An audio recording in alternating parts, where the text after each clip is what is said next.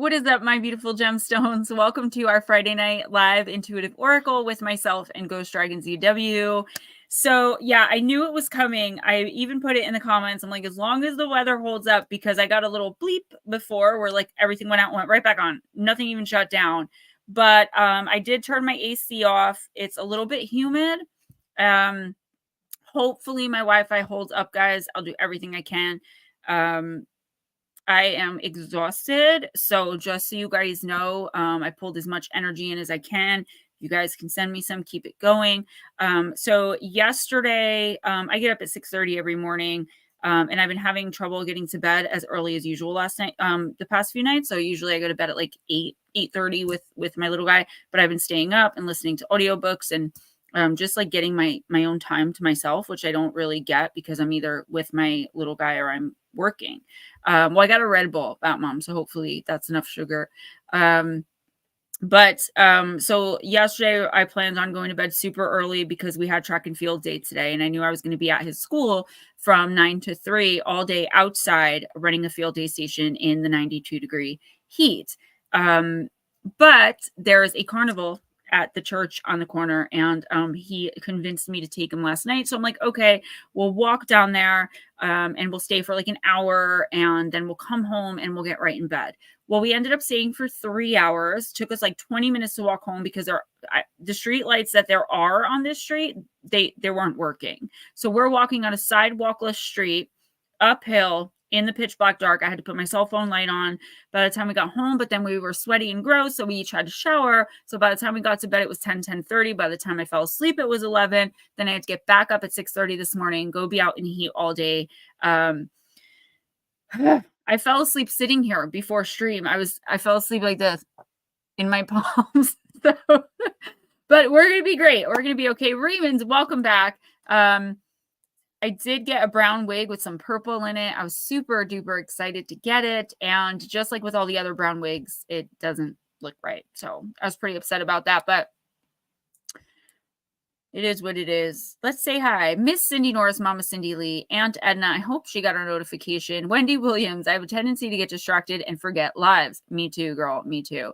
Leaving this window open and the sound way up, so I have no excuse unless I go outside. The Bat Mom time difference. Yeah, I think it's later for me than it is for really anyone else in the United States. I think I'm like Stephen and I are the last time zone, the latest time zone. Eris, late or lurking, making sure we behave. Yeah, well, that's nothing really new. Slow motion, what is up? Munchie Chipmunk, what's up, girl? Mark Halstead, hello.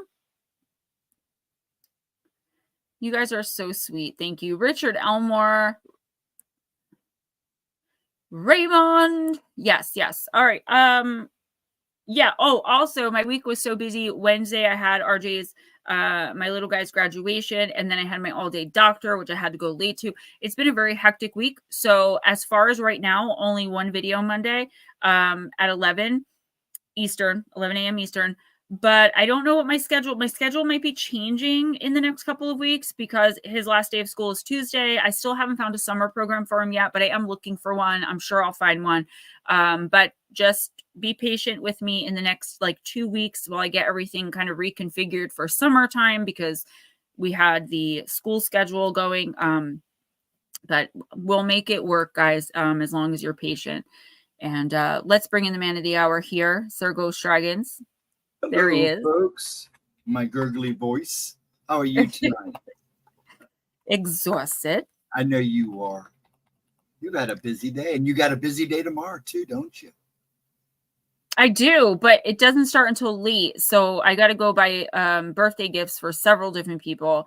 Then we have the classmates' birthday party from 3:50 to 5:30.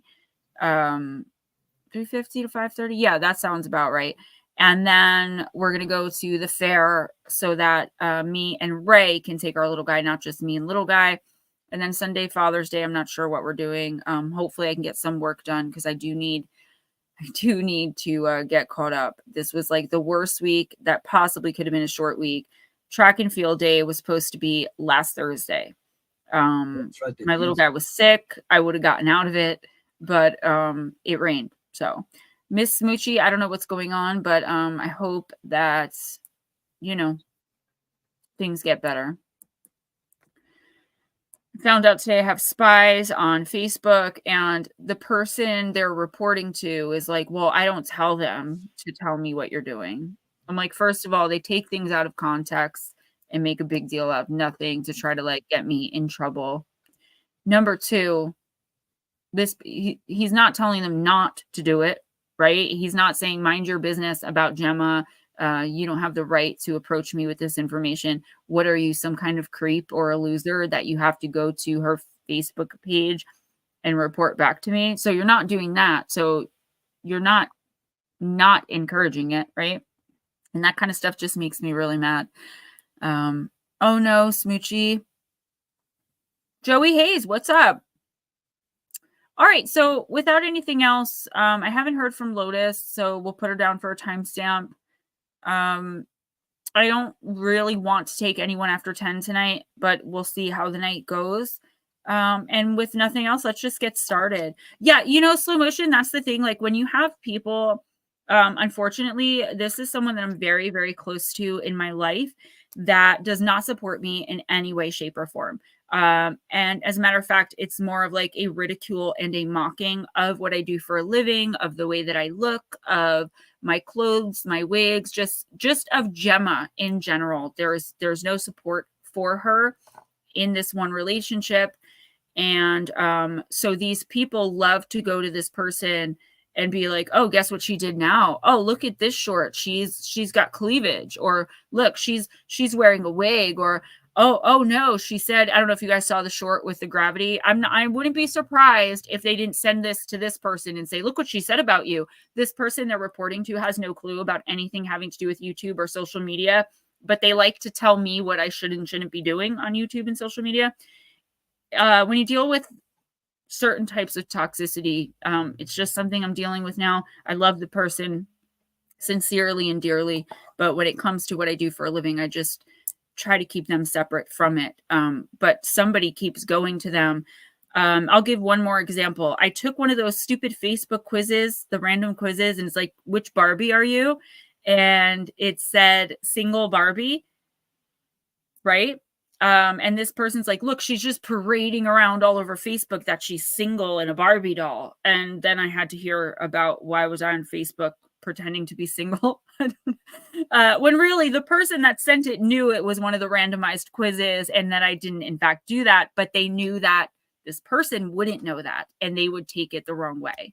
So when someone wants to take something the wrong way and wants to attack you for what you're doing, because they don't understand it or they don't agree maybe with it, they're going to do that regardless, right? So Smoochie prayers, I'll light a candle for you. Jim's Camera at Dawn. I just love that name. It just reminds, I know this is going to be weird, guys, but it reminds me of like a sunset. Like I think of Jim looking through a camera at dawn, a sunset, or even a sunrise, even though sunrise doesn't happen at dawn, but that is the image in my head. Yeah, elbow drop the like button, please, everyone. Thank you, Joe. Also, send out some prayers and love to Richard too, because he just found out he had lung cancer. Oh my gosh! So well, a little love for him too. Pray for the group. I know Mark. All of us need it. Yeah, Mark, I didn't get your entire message because I came home and like just went right to sleep after the school function. But I did see should be getting out soon. So I didn't look, but being who I am, I have a pretty good idea. So there are certain people I will light cameras for. Munchie, I think, some people would have a hard time with this. If you were a person and like, say you met someone when they were 86 pounds and drug addicted, and within 5 years, they are happy in their life. They've grown, they've healed. They have people that care about them. They make real connections with people. You can no longer be the hero or play like the hero. And then you get upset. I mean, I don't know what it is. I don't like the dynamic of the situation and I don't really like talking about it, but I'm talking about it right now specifically for the spies so they can run back and tell him, guess what Gemma was talking about on Facebook, on YouTube. Oh my God. Yeah, I'm sorry I missed that, guys. I do choose people to light candles for just because I don't have 40 candles that I light, but I'll just take turns with you guys through the weekend. And we'll do everything we can as a group and as a community to be as healthy as we possibly can, because I did do the video on the Galactic Federation of Light. Next, I'm doing our soul purpose, talking about contracts, past lives, and mainly, though, the topic of that video, and unfortunately, I didn't finish it in time to get it out Monday. I still might, but I wouldn't. It'll be out sometime next week, I hope. If not, it'll be the following Monday. But one of the things I talked about was, I even talked about it in the Galactic Federation video, where we do have a contract as a collective, the whole Earth together, us human beings. Joey, hold that thought. And sometimes the people that I call the dark spirits or the sleepers, the people who are not of the light, they're not light beings, the narcissists. I mean, extreme narcissists too. I'm not talking about someone with some bad traits. They overtake. And then we, as the light workers, our energy is overtaken by this darkness, and we start to become sick. We start to lose our way. We start to become, or at least we don't become it really, but we feel energetically unaligned. We feel lost and confused. I've had several breakdowns where I've cried and said, what is the point of doing YouTube and of trying? So many times where, like, normally I would never do that. Not ever. I love what I do for a living, even if I don't make much, it was never supposed to be about the money. The YouTube part of it, the writing part of it. Yeah, that's supposed to be my career. The healing, the spiritual healing. I want to have the retreat eventually, but this was never supposed to be about making money. Joey, I want to say, number one, you are a miracle. Congratulations. Last month on the 21st, I was like, I've got 5.5 years. And I actually made a mistake because I don't like saying clean, but we'll say my clean date is December 21st, 2018. So my 5.5 years, exactly that half year, happens in June, not May. I was very confused. So I don't quite have it yet. It's a hard road. It's not an easy thing to do. And I feel like when people are like, just use your willpower. Okay, go eat 2 boxes of X-Lax and go an entire week without pooping, but use your willpower. You can do that, right? That is what it's like when you tell an addict to just have stronger willpower. And you're definitely in the right place, because I sympathize, and I've been there. I've been there. I was at my worst, 86 pounds, and just not doing any good. But you can pull out of it, and you can stay out of it, even without proper support. I really didn't have the proper support, but I do now in you guys, in this community. Pooping, of course, Mike, you walk in right as I talk about and all that poop. I was telling somebody, I don't know who it was, and I'm like, somehow I always end up saying the word poop in my live streams. We're counting them now. I don't want to cuss, I guess. Or curse. Aaron's energy, hello. Anybody that I missed. Yeah, Raymond, we missed you too. I kept telling you that. Yes, been there, slow motion. See, yeah, a lot of us have been there. A lot of us are from that element. A lot of light workers, not all, of course, but a lot of light workers do end up getting involved. And it depends on your chart. I'm a Pisces sun, so that makes me even more like aligned with addiction or, some sort of mental illness. Not to say other people can't have it, but when you have a certain light, certain abilities, certain sign, it really does play a role. So let's get started. Yeah, Joey, you know what? I wasn't in a position to be able to do any of that. And it was really, really hard for me the first couple of years. I mean, I kept getting pause, which is post-acute withdrawal, where your body tells you that you're withdrawing, even though you can't possibly be, because it's been 2 years. And I would have to go through that in my house by myself, and being told, it's out of your system. I don't want to hear it. So it wasn't easy, and it never is. But you've got friends in here, I'm telling you, whether they've been there or not, the people in this chat right now and the people that will come in are just a group. We call ourselves the Island of Misfit Toys. And that's because, like, we understand each other very well. We all look forward to Friday nights for that reason. And you can always vent. We don't talk about each other when the other person isn't around. We offer sincere help and love and light. And we just want you to feel a part of. So she's crispy. I've never burned in my life, so I don't wear sunblock or anything. It wasn't me. I wasn't blowing no flames. I just, as soon as you put that on the screen, I was just looking at myself going, oh my gosh, I got sunburns because I Yes, did you wear a did. tank top today. Yeah. Yes, Bat Mom, absolutely. And for years, and then it pops back up. I did videos on all this, but unfortunately I was forced to take them down, but they're not fully down. They're not deleted. So one day you'll see all of my addiction and recovery stuff pop back up. That's when I stumbled in. It will eventually come back up where you guys will see those videos on my channel. I just don't want anyone trying to take what I'm saying out of context. They do anyway, and try to use it against me at a later date. Because that is happening right now in my life. So it's not that I really have to be careful what I say, but I just don't want any more ammo being thrown at me. I'm right there with you, Flo. I'm not very smart, but I can give good hugs. He didn't say smart. He said bright. Well, I know, but I'm not very smart. So War Criminal 7, what's up? All right, let's do this. Okay, I got a couple questions. Joey Hayes. Now I know Aaron's new. This is the first time they've been in here. But Joey, is this the first time you've been in here? I think so. Because if you're new, I try to slide you in a little early. And if you are new, I'll slide you in right now. So let me know if this is your first time getting a card pulled, if you want a card pulled.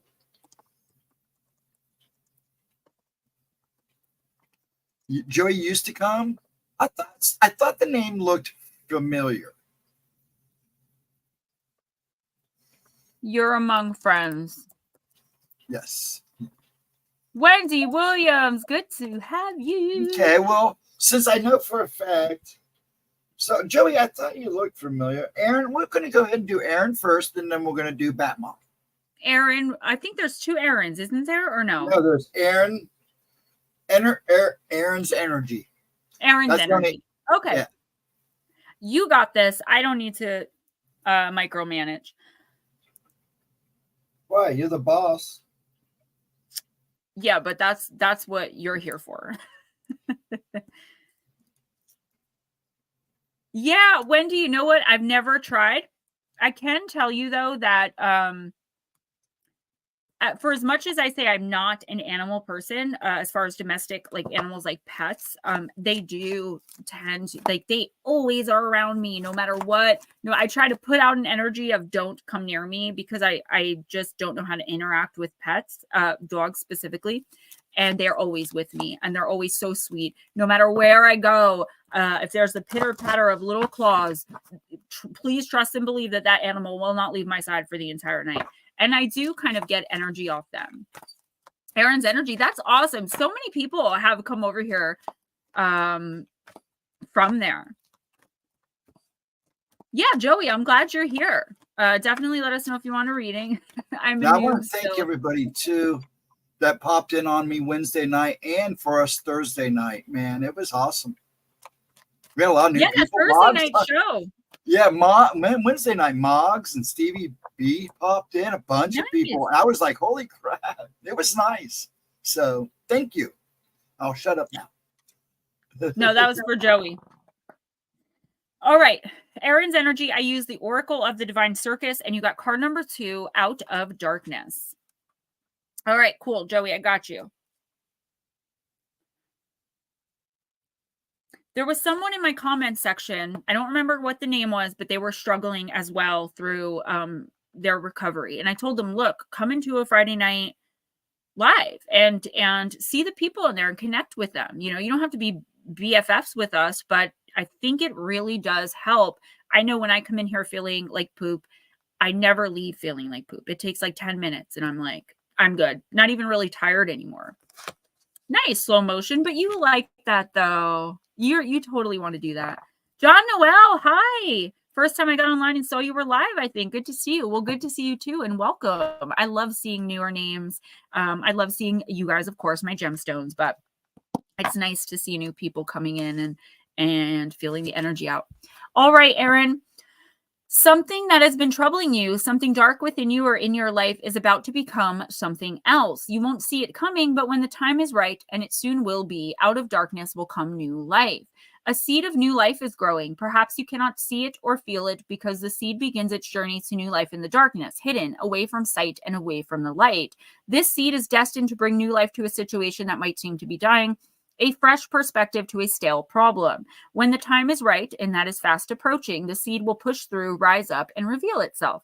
It will no longer be just a seed, but a shoot that will grow into a plant and can then flower and bear fruit. It is not a question of whether or not it's going to happen. It is going to happen. It's just a matter of when. Whatever struggle or challenge is in your life or your heart right now, trust that it's going to work out. Not only that, but the very thing that seems to be the darkest in your life, the most troublesome, is actually going to be what brings forth a beautiful gift of new life. In a strange way, it's actually trying to help you. It's assisting you in being ready to receive and experience new life, for something new to be born in you and in your life. This might be the realization of your own inner strength, your courage, the development of belief in yourself, confidence to trust your instincts, or some other gifts yet to be understood. In time, you'll see that those gifts developed in order to get through the darkness helped you step out of the darkness and into a whole new life. Soon you'll see there was an opportunity and even a blessing hiding in the troubles of your past, just waiting for the right time to transform itself into light and life. Oh, everyone chill. My brother's here. Ryan's here. Mike, I love when you guys say that to him. Okay, nice. Phoenix is your vibe. I always get the Phoenix cards when people read for me. I can't read for myself. It doesn't work. So, Aaron, here's the thing about this situation, though. It's not like whatever this bad situation is suddenly going to turn good, right? What's actually going to happen is I'm getting the energy of, it's going to seem like it's not working out in your favor. So just for an example, I'm not saying this is what it is. This is a Gemma example. Say that you're worried that your relationship isn't going to last, that you guys, you're so worried about it. You love your significant other. But in fact, they're a toxic person and you really shouldn't want to be in that relationship, even though your heart says you should. So what this card would do would breathe new life into you. It would definitely sever the relationship, which at first will be very heartbreaking for you. But then very quickly, you're going to understand the lesson in it as to why it needed to happen and be able to quickly move on, much quicker than if this didn't happen. So whatever this is, I don't want you to expect like a complete 360 turnaround where like everything's suddenly fine. That will happen very soon. I'd say within the next 2 to 3 months. But in the next week or two, maybe the next 3 to 4 weeks, I'm seeing a little bit further. It's going to be like the tower. Like everything is going to seem like it's falling to pieces, but it's like it's not really going to affect you in a way, because while the universe is clearing all of this space for you, your team is downloading the information that you need so that you can understand it, right? A lot of times things happen and we're crying and we're upset or we're overburdened and overwhelmed and we're like, I don't understand why this had to happen. You will understand. And that's the key here, Aaron. You will understand why, the severing of the relationship, why you had to lose this job, why. And that is going to make it so much easier for you to formulate a plan to move forward.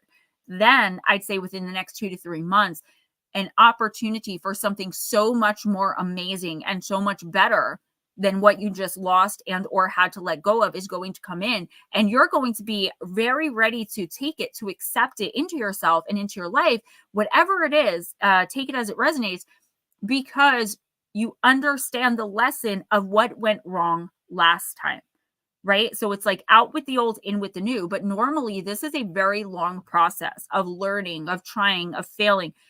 You've already done all that. This is like the very end. You don't have to do anything except wait for it to happen. If you're struggling with something, if you're in any kind of pain, emotional turmoil, anything like that over a situation, give it a couple of weeks. The universe is moving for you. It just takes some time. Always remember, the universe is on an eternal timeline, not the Gregorian calendar that we use. Okay, so I keep being told, like, don't worry, in 3 years. And I'm just like, 3 years, that's a lifetime. But Spirit's like, no, it's not. It's a drop in the bucket. 3 years is a long time when you're struggling, right? So Aaron, you, whatever this is that's most troubling you is coming to an end very soon. Also, one other little thing I saw, a little bit random, but I saw it, is somebody in your life is going to be getting pregnant. So I don't know if that's going to be you. I don't know how old you are, if you're able to get pregnant, if you want to get pregnant, whatever. If you're old enough to have babies and you don't want a baby, protect yourself. Otherwise, I feel like maybe a grandchild, godchild, like your neighbor that you're close friends with is having a kid. There's some entrance of a child. Doesn't necessarily need to be connected to you, like by blood. Could be a coworker. I just see a child in your orbit. Okay, you're very, very welcome. Who's next? Ryan, why not? How dare you? Pregnancy is a beautiful thing. You should try it. Life with Bobby, what's up? We don't want to get you. Bat Mom. Wendy goes, oh my, more fertility news. Spring is in the air, girl. You can ask Ghost, you can ask anyone that's been coming in here for years. That almost never happens. Now it's twice in 2 weeks. Actually, it's almost 3 times. It's been the last 3 Fridays. Almost never happens. Like I'll go an entire year and a half without mentioning someone having a baby. And now it's like every week. It's spring. Yep, we are, Wendy. Yes, we are. I think it's Mike J. He's going to be getting pregnant. 2 of your niece's sisters have bumps. Yeah, I'm telling you, it's going around. It's like infectious, right? I'm 41. I definitely don't want any more kids.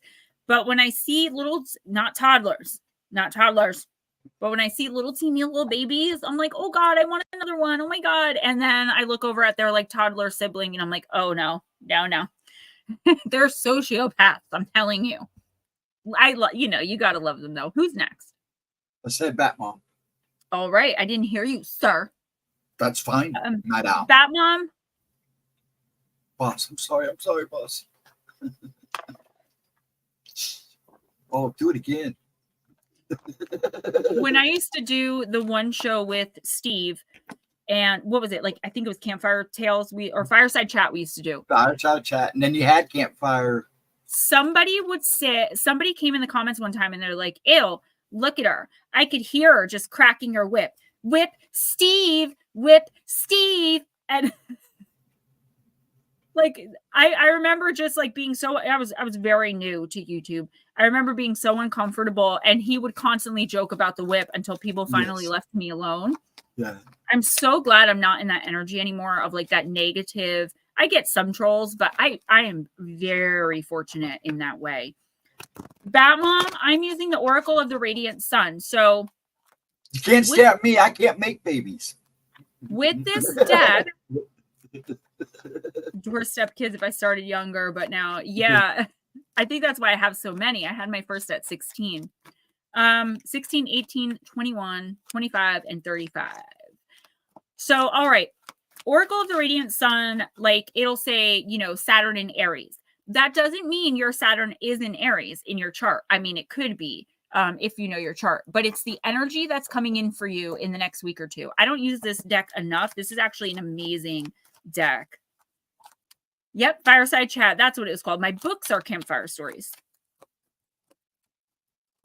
Aaron, there's somebody. Yeah, I see fertility around you. So if it's not you, it could definitely be a grandbaby coming in, or like I said, a god baby, or even like your neighbor somebody that you're close with is going to announce that they're expecting this summer.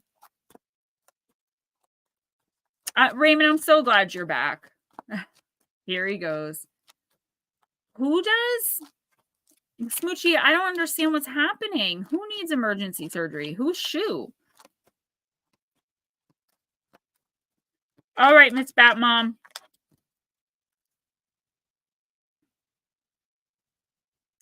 Yeah, Joey, and that's okay. Like, I know people that their higher power is themselves. But understand that higher power is so personal to you. A lot of people take that as you have to find God. No, you just have to believe. You could believe in just the universe. The universe is working, right? There's something working around you that's in more control than you are. That's how I accept it. Now, I am a born-again Christian, but I don't push that on people, and I really don't talk about it much on this stream because it's not the time or the place. But the universe is an entity all its own.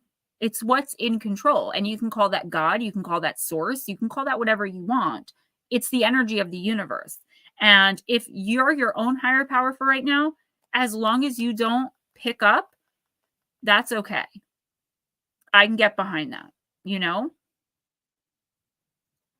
Don't let anyone force anything on you in your recovery. Make it your own. Don't do things you don't feel comfortable doing.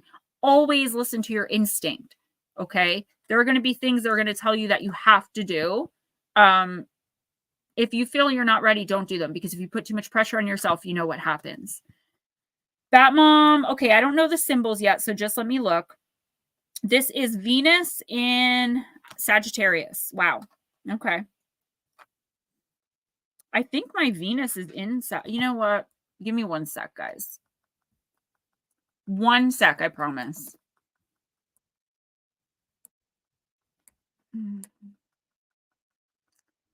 Back again. As soon as I heard guess who's back, back again. Any other Zennials in here? Hey, Ron. Hear Eminem's new song? I saw a guy build a tower. His PC was literally Inner Earth with Godzilla and King Kong fighting in the middle of the PC. It's cool as crap. I'll be done in 1 sec, guys. I'm sorry about this. Give me one. I should have done this before stream, but I didn't.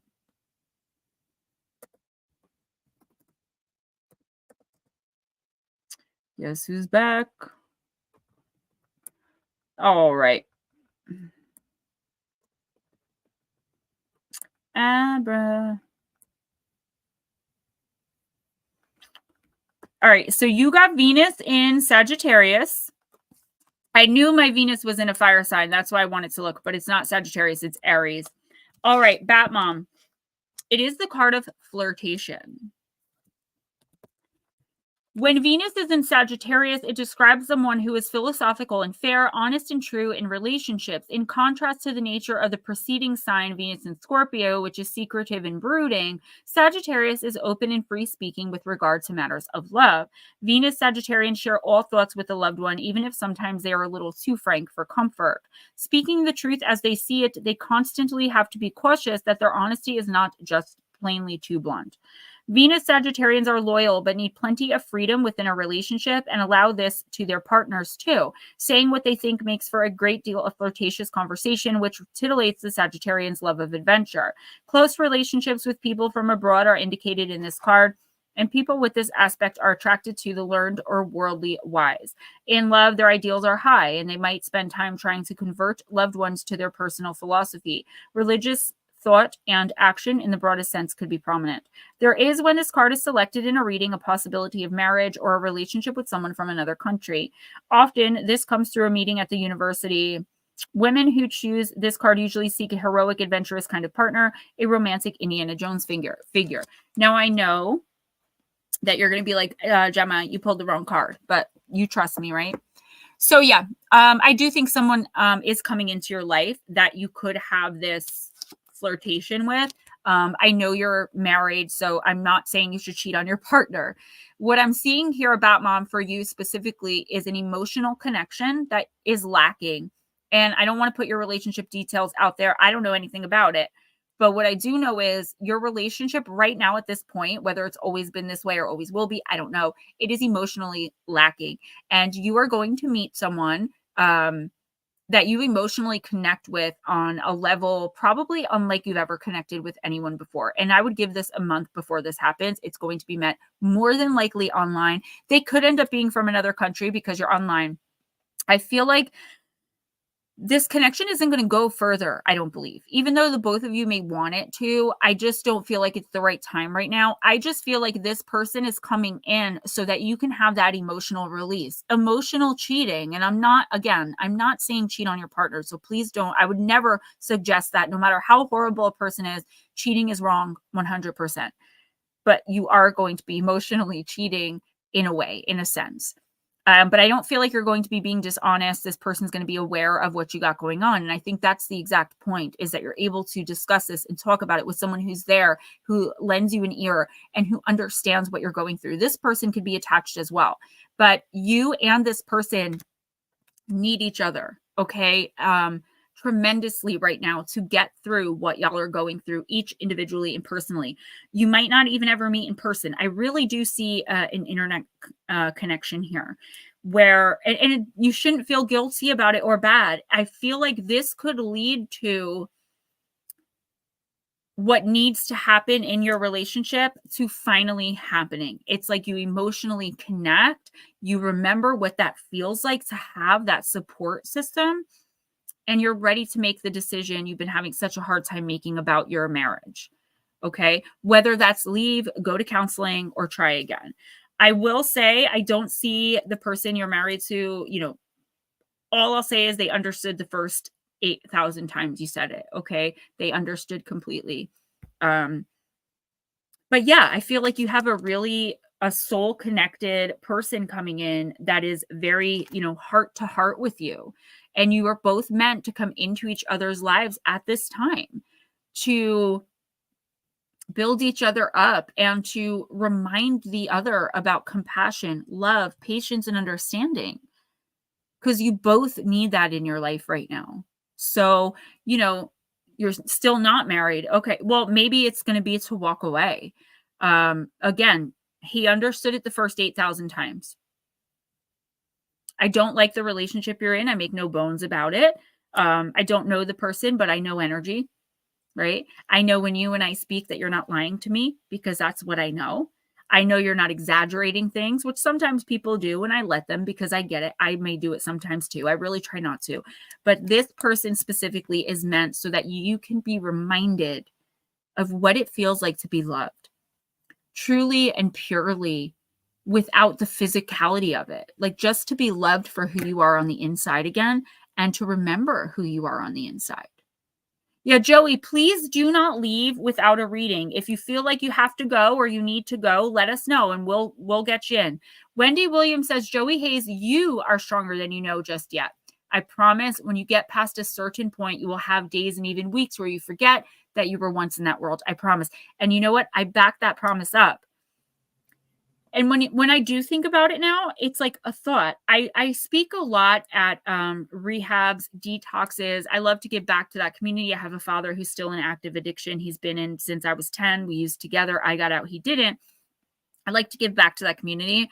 And I will say that they are always so like hopeful, but like doubtful when I say one day you'll think of it and it won't be an obsession.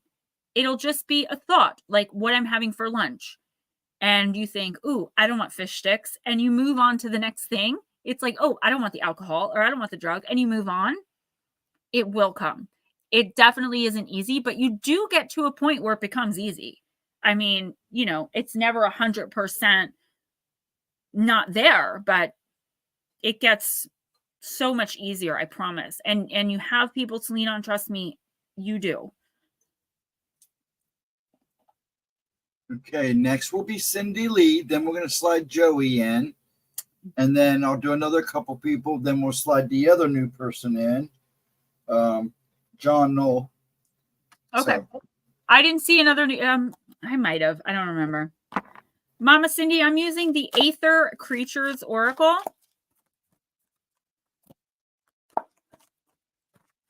Mike J, I wish that my husband would say stuff like that. Like, I don't know what I did to deserve her, or, you know, I'm so proud of you, Gems. Look where you were when I met you 9 years ago and where you are now.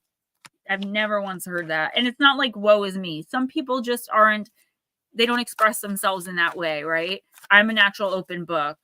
Not everyone's like that. And he's old school. He's a boomer.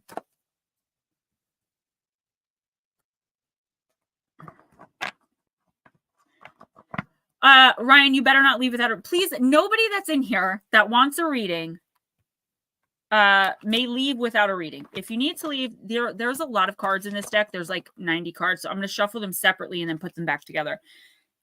If you need to leave for any reason or have to leave, please just let us know and we will get you in. There's not a lot of people in here right now, so I may have to get up and turn my air conditioner back on, but that remains to be seen. So sweet. Ryan, let me know. I need your address and your shirt size. I'm going to get you a dragon shirt and you're going to make me a cryptid, right? You said you would, and I'll pay for shipping.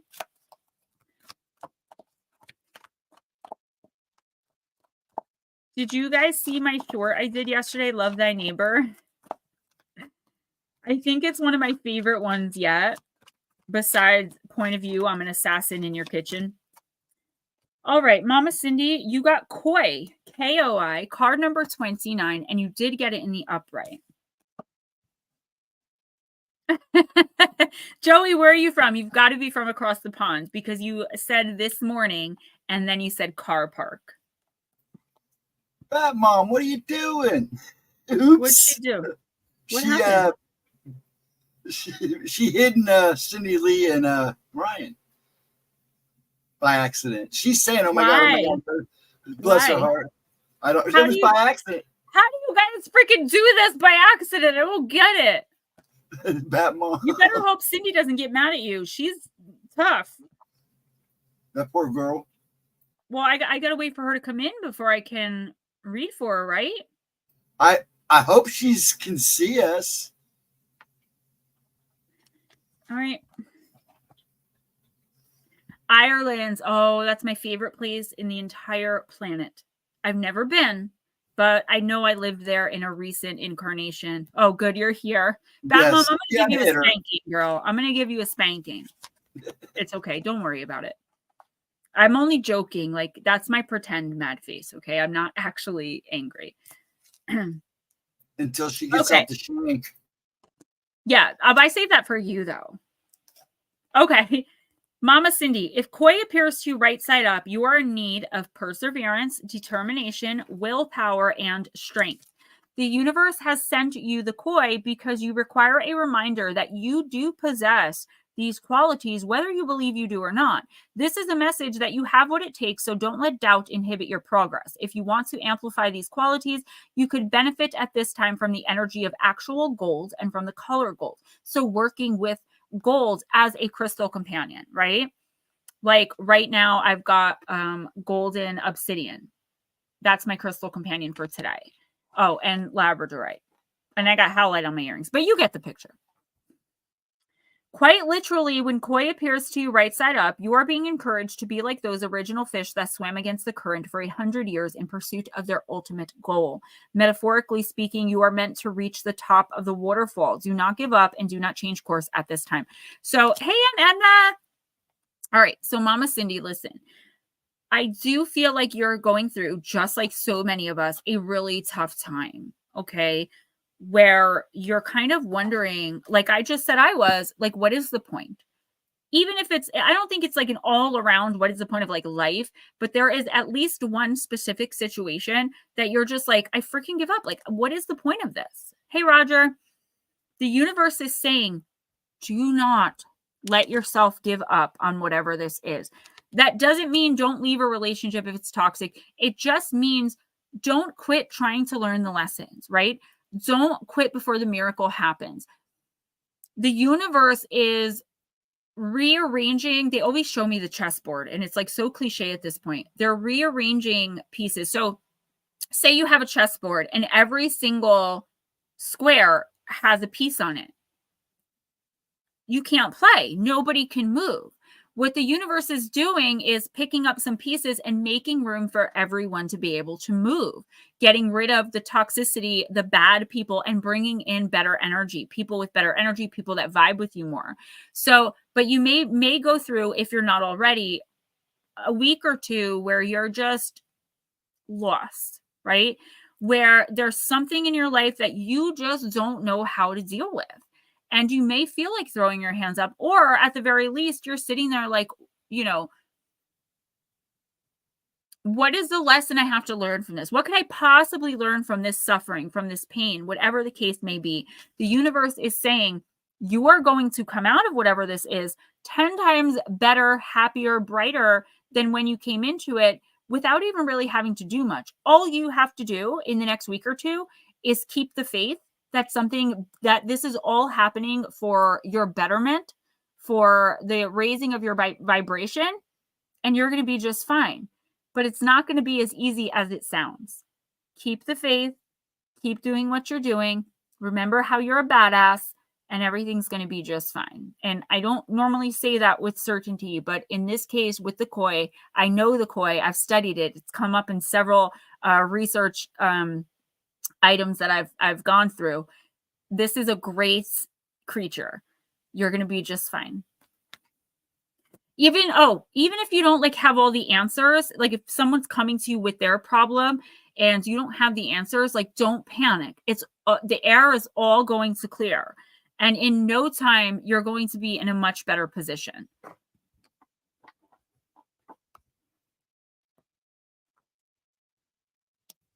Oh my God, Mark, I'm so sorry. I didn't see. Oh gosh. Okay, who's next? Oh, Joey.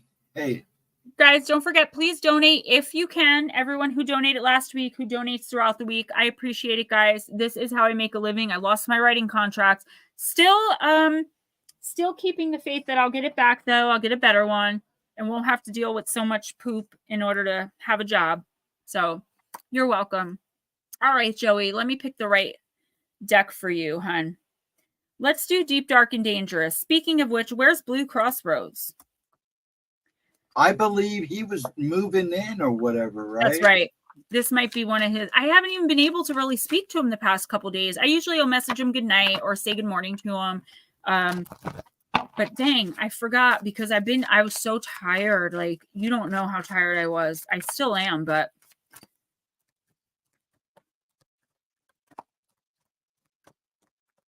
All right, Joey, let's see what is in the Deep, Dark, and Dangerous. Then I'm going to use the Lou.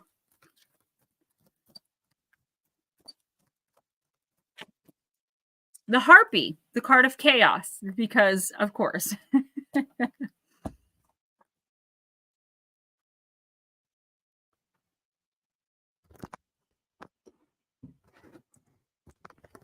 Sorry about that, loves. Card number 35, Dangerous.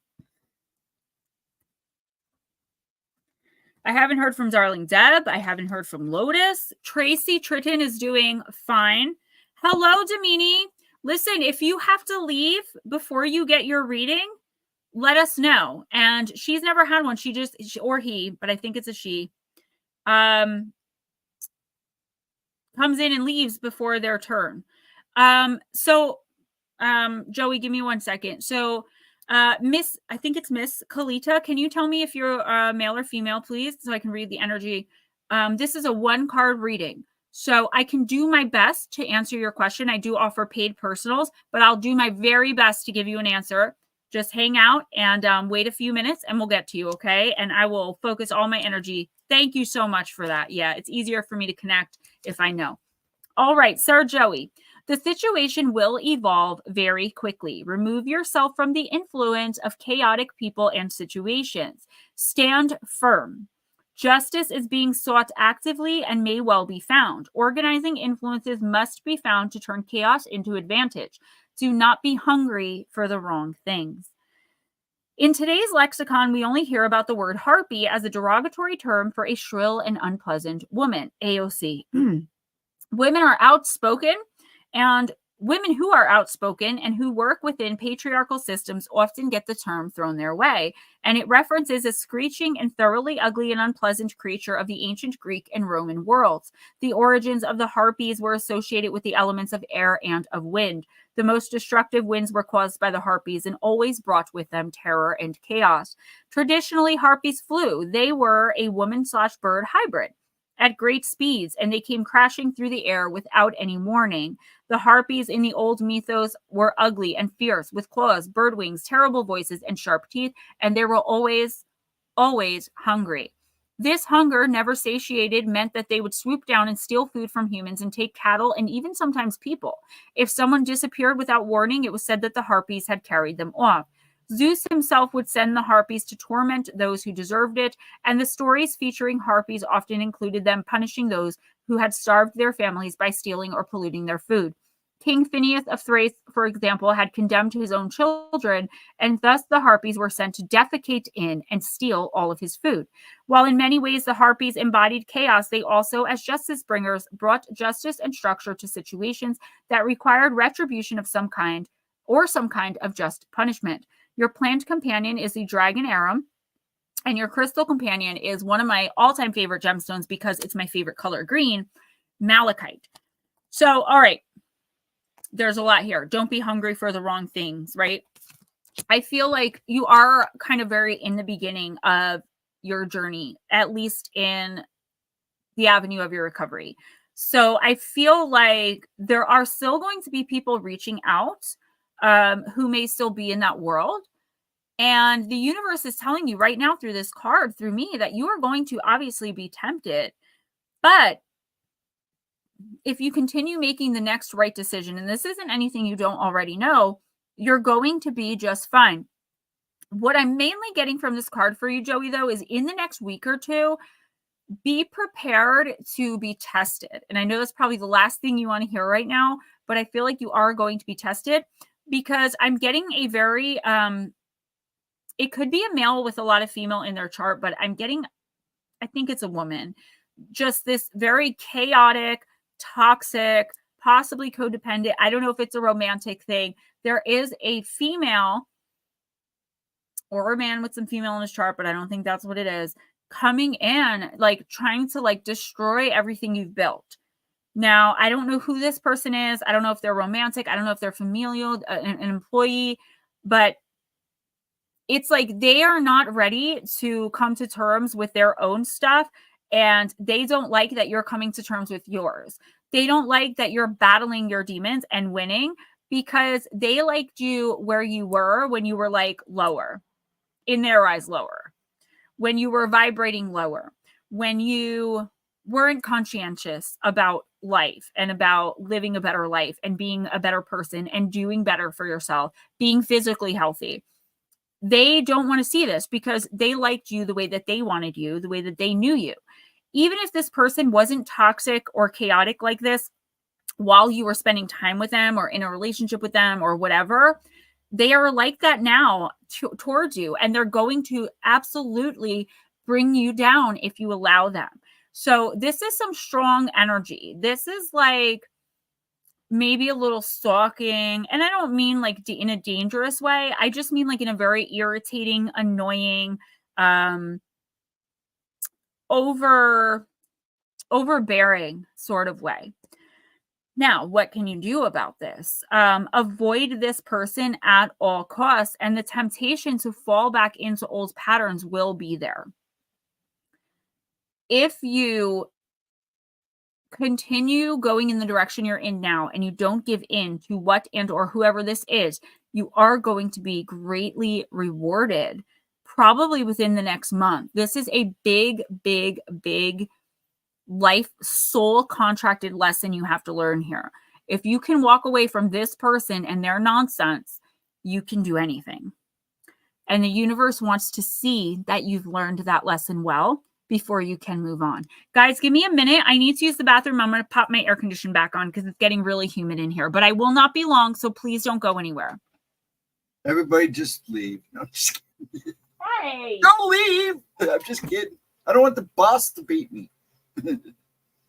She don't beat me. She's too sweet. I hope everybody's doing good tonight. And once again, I want to thank everybody for showing up Wednesday and Thursday for me and Ryan.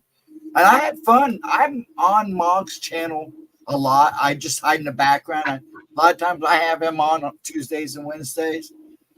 I've followed Mog's for a long time since Sean G. So yeah, and he wants me to come and say hi Tuesday, so I shall.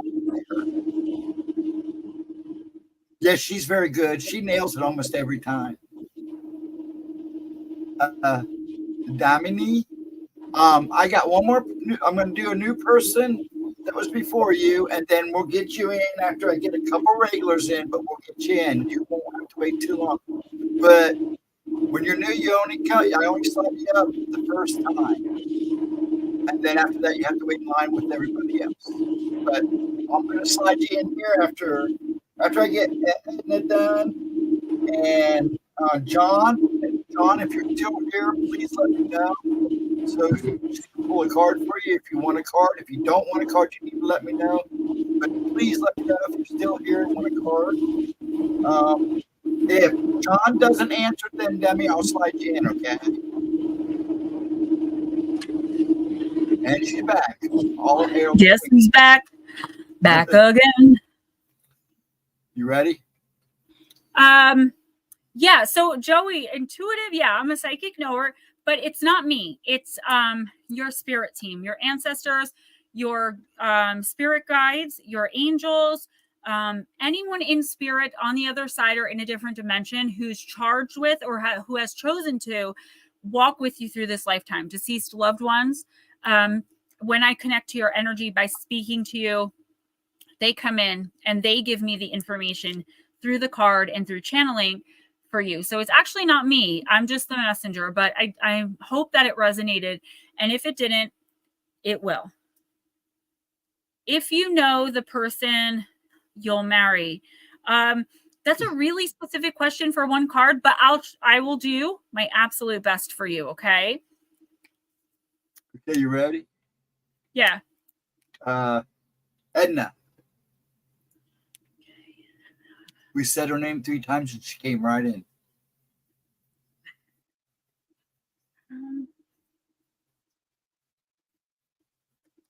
Give me a sec. I got to think this one through.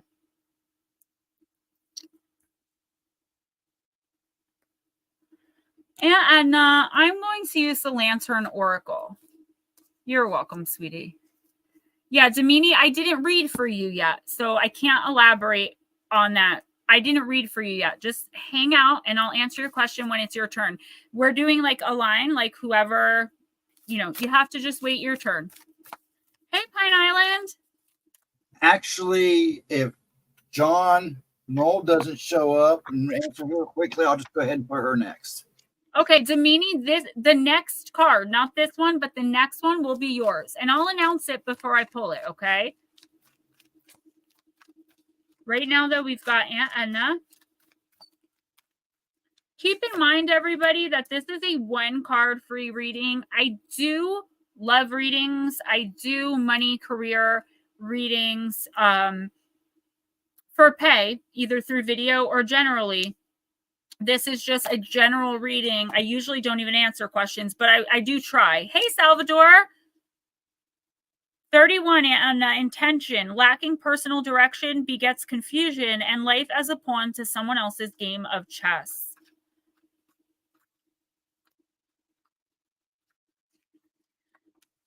Betrayal, heartbreak, and bewilderment follow the choices we allow others to make for us or that we make for ourselves without clarity, deliberation, and conscious intention toward what we most value.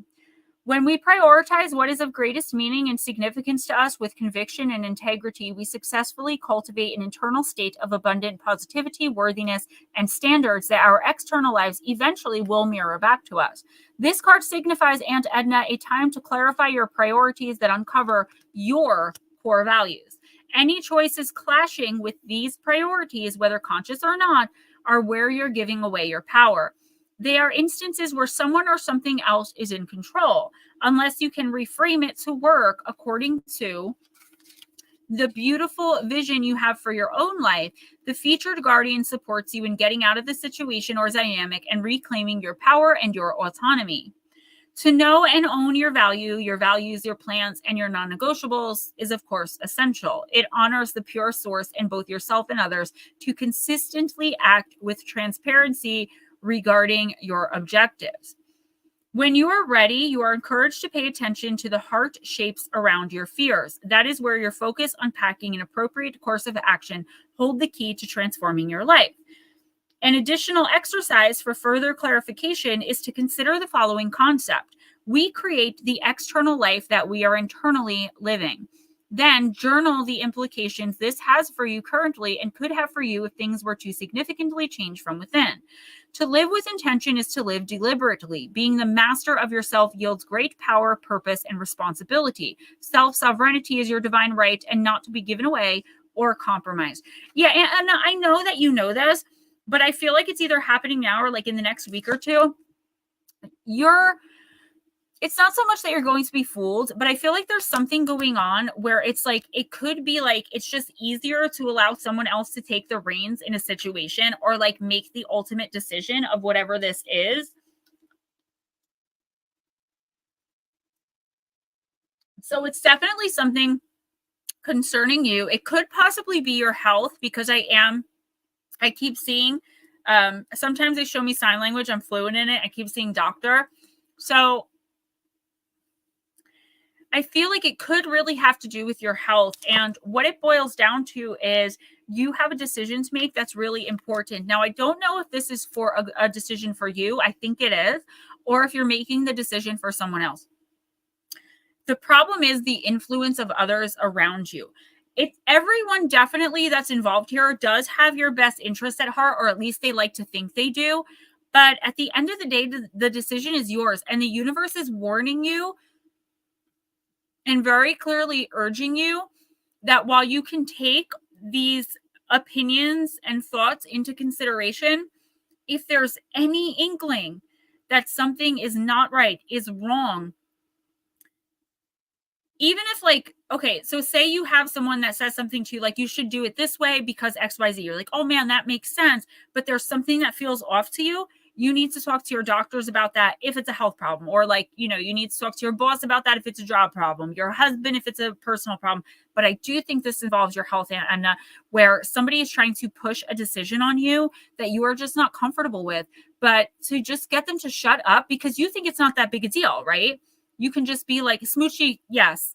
You can just be like, well, you know what? Okay, whatever. Like, just to get the person to shut up, because you don't realize in the long run, this is going to end up being a big deal.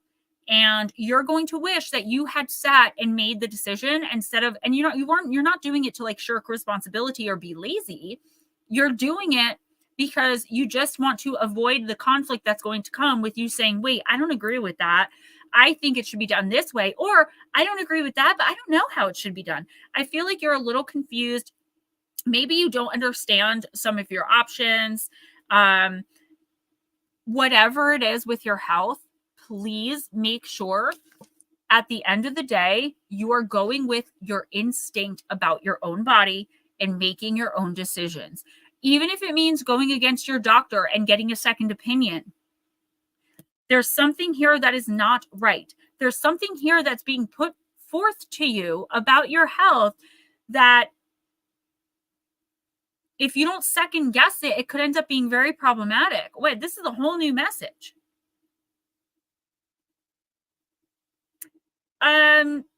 Just read through any medical papers. Really make sure you speak to your doctor or doctors. If you have any questions, don't think you're taking up too much of their time or be afraid to ask. Okay, a whole new doctor. I was seeing that and I'm like, is she getting a second opinion here? Or that's very good. Make sure you ask the necessary questions. Don't feel like you're burdening the doctor. That's literally their job. And don't let anyone else speak for you or make your decisions, especially in the next couple months, because again, it's something that may not seem like a big deal. And then in the long run, when it comes time, it turns out that it was a huge deal and you screwed the pooch because you just let someone else deal with it. Make sure you're taking care of everything for your own health. All right, Miss Damina. Real quick before you do her, Smoochie wants to know if she has to leave. Yeah, I told her. Yeah, absolutely. For my Smoochie girl, no problem. Oh yeah, I figured you would.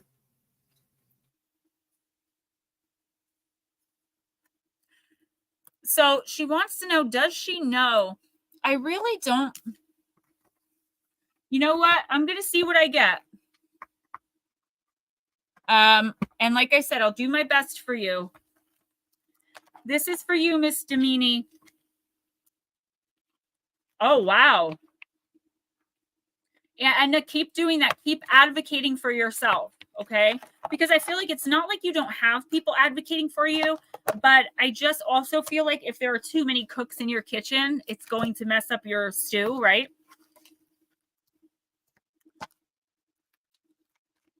I think I understand what you're saying. I may not be able to answer you, but I will try my best. And I also will give you whatever information comes through.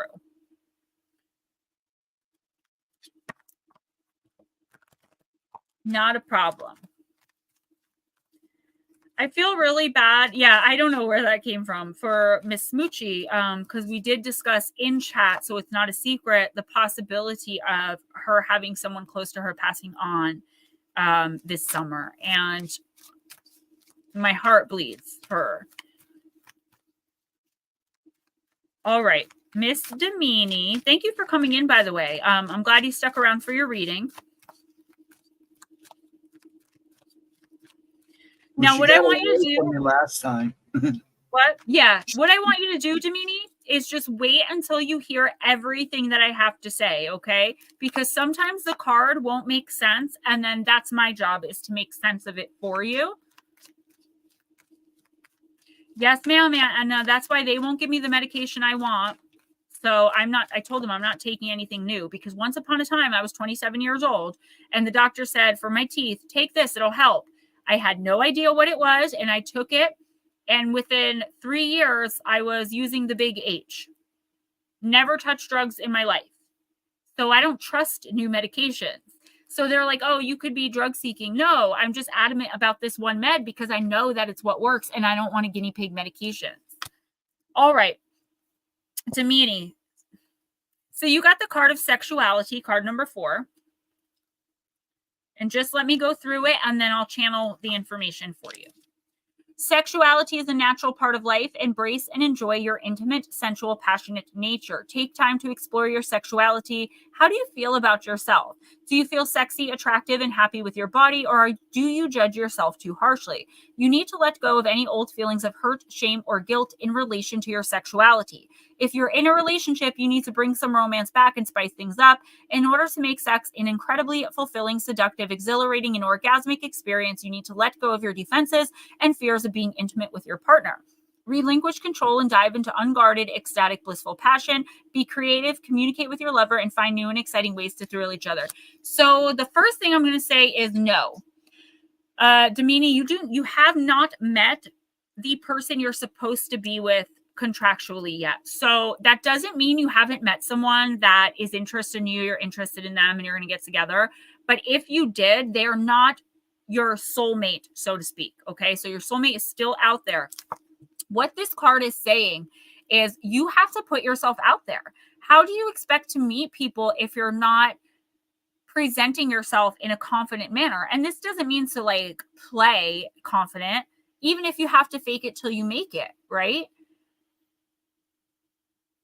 There's a good chance that you will meet this person that you're meant to meet and meant to actually be with in the next 3 months.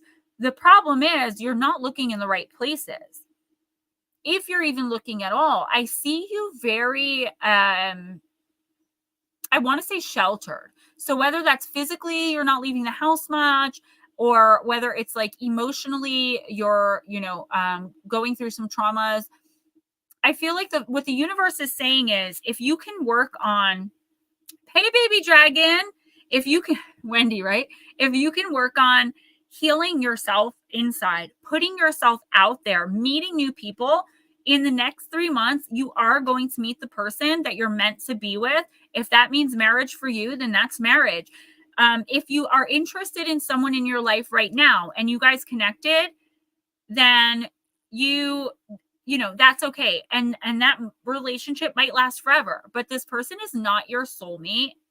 Wendy, actually, yes, that's his daughter. Going through a lot. Demini, we all are right now. And what I would say to that for you is because you're a good person, what I call a light worker, a light being, you are going to be going through hell right now, okay, in so many different ways. But what I will say to you is keep the faith, keep hope, and keep pushing forward. Keep making the next right decision. And the universe will work and move for you, okay? As long as you're working and moving for yourself. All right, you got this. And that person is out there and they're in your orbit. You just have not met them yet, but you can if you put yourself out there, if you're confident, if you go out and look. No, Miss Demini, I do not. Just energy. And I got to be honest with you, it doesn't matter what you physically look like. Because the person you're supposed to be with, when you're with the person you're supposed to be with, there's an energetic connection that you don't see. There's a cord. And it actually does exist. It's a silver cord that goes from heart to heart. You haven't connected yours yet. Once you do, it doesn't matter what you look like. You're beautiful inside, and I'm sure you're beautiful outside too. Don't be sorry. I want you to feel confident in yourself, no matter what you look like. Be a great person. Do you see what I look like? 10 years ago, I was a poop human being. I was a garbage person. And I've transformed myself to try to help other people. You are beautiful. So put yourself out there, be beautiful, be a badass, be a boss babe, and go get your soulmate, because he is in your orbit. You just have to go out and get him. And I'm sure what you look like is absolutely beautiful. I will actually ask for blessings for you. And Miss Damini, Ghost Dragons, can you put my email in the chat? If you want to email me, I can talk to you about confidence and some techniques you can use to build your confidence up a little bit. Okay. Because I go through that too, or I used to go through it where I really didn't feel very beautiful or pretty or even attractive. And I learned some little tricks. So I wouldn't mind sharing those with you. That's my email. Who's next? Some lady named Wendy. Not Wendy. Not Wendy. Ryan told me bad stories about her. Wendy, I'm going to use Black Moon Lilith. Oh, Jim, absolutely. A great personality improves looks. My husband is a very good looking guy. People never believe that he's older. They don't believe his age. But the one thing that attracted me most to him is his confidence. He always had this swagger of that's all I can call it, is swagger. We'd walk down the street and I would know 100% for sure it'd be midnight and we'd be walking in Patterson in the ghetto to get me cigarettes. I knew nobody was messing with me. The way that he speaks to people, they don't yell at him, they don't try him, but he never has to raise his voice and he never has to get angry. He just kind of commands respect. And I find that really attractive. So even if he wasn't good looking, I know we would have ended up together anyway, because that sense of commanding a room, I do it. I've always done it unconsciously. And I think he does too. Thank you, Sir Raymond. I went to nearly under 8 stone. What is under 8 stone? At the height of my alcohol addiction, very nearly killed me. I weighed 86 pounds at one point. Raymond says, I don't know what anyone looks on here, but they shine from their inside. And of course, Gemma's beautiful woman. We love you too, Sir Raymond. Look how scary I am and I get around. No, there's so much more than what you look like. I was never a mean girl. I was not a bully. I was a cheerleader. I was popular, but I was friends with everyone. And I would stand up for people who were getting bullied, because before I hit puberty, I was bullied relentlessly over my boobs, over my acne, over how skinny I was, over everything. And it was great because when I was 23, 24 years old in the bars, all those boys who used to tease me, they didn't recognize me, but they would buy me drinks all night, tell me how hot I was. And then at the end of the night, I'd be like, oh, by the way. And I would tell them who I was, and their jaws would drop and I would leave. Skin and bone. Yeah, it's no good. Wendy, girl, I get it. Believe me. Sometimes I'm like, I cannot believe these people are trying me right now. But that's why I love Gemma so much. Gemma is my inside shining on the outside. And one day I will be free enough to be able to be her all the time, just confidently myself. I don't have to worry about, what I'm filming, what I'm saying, what am I wearing, and I do have those worries. It's hard living under the constant judgment of another person. Life with Bobby, exactly. Okay, so Wendy, you got the Black Madonna, Sacred Dark Goddess Mother, card number 18.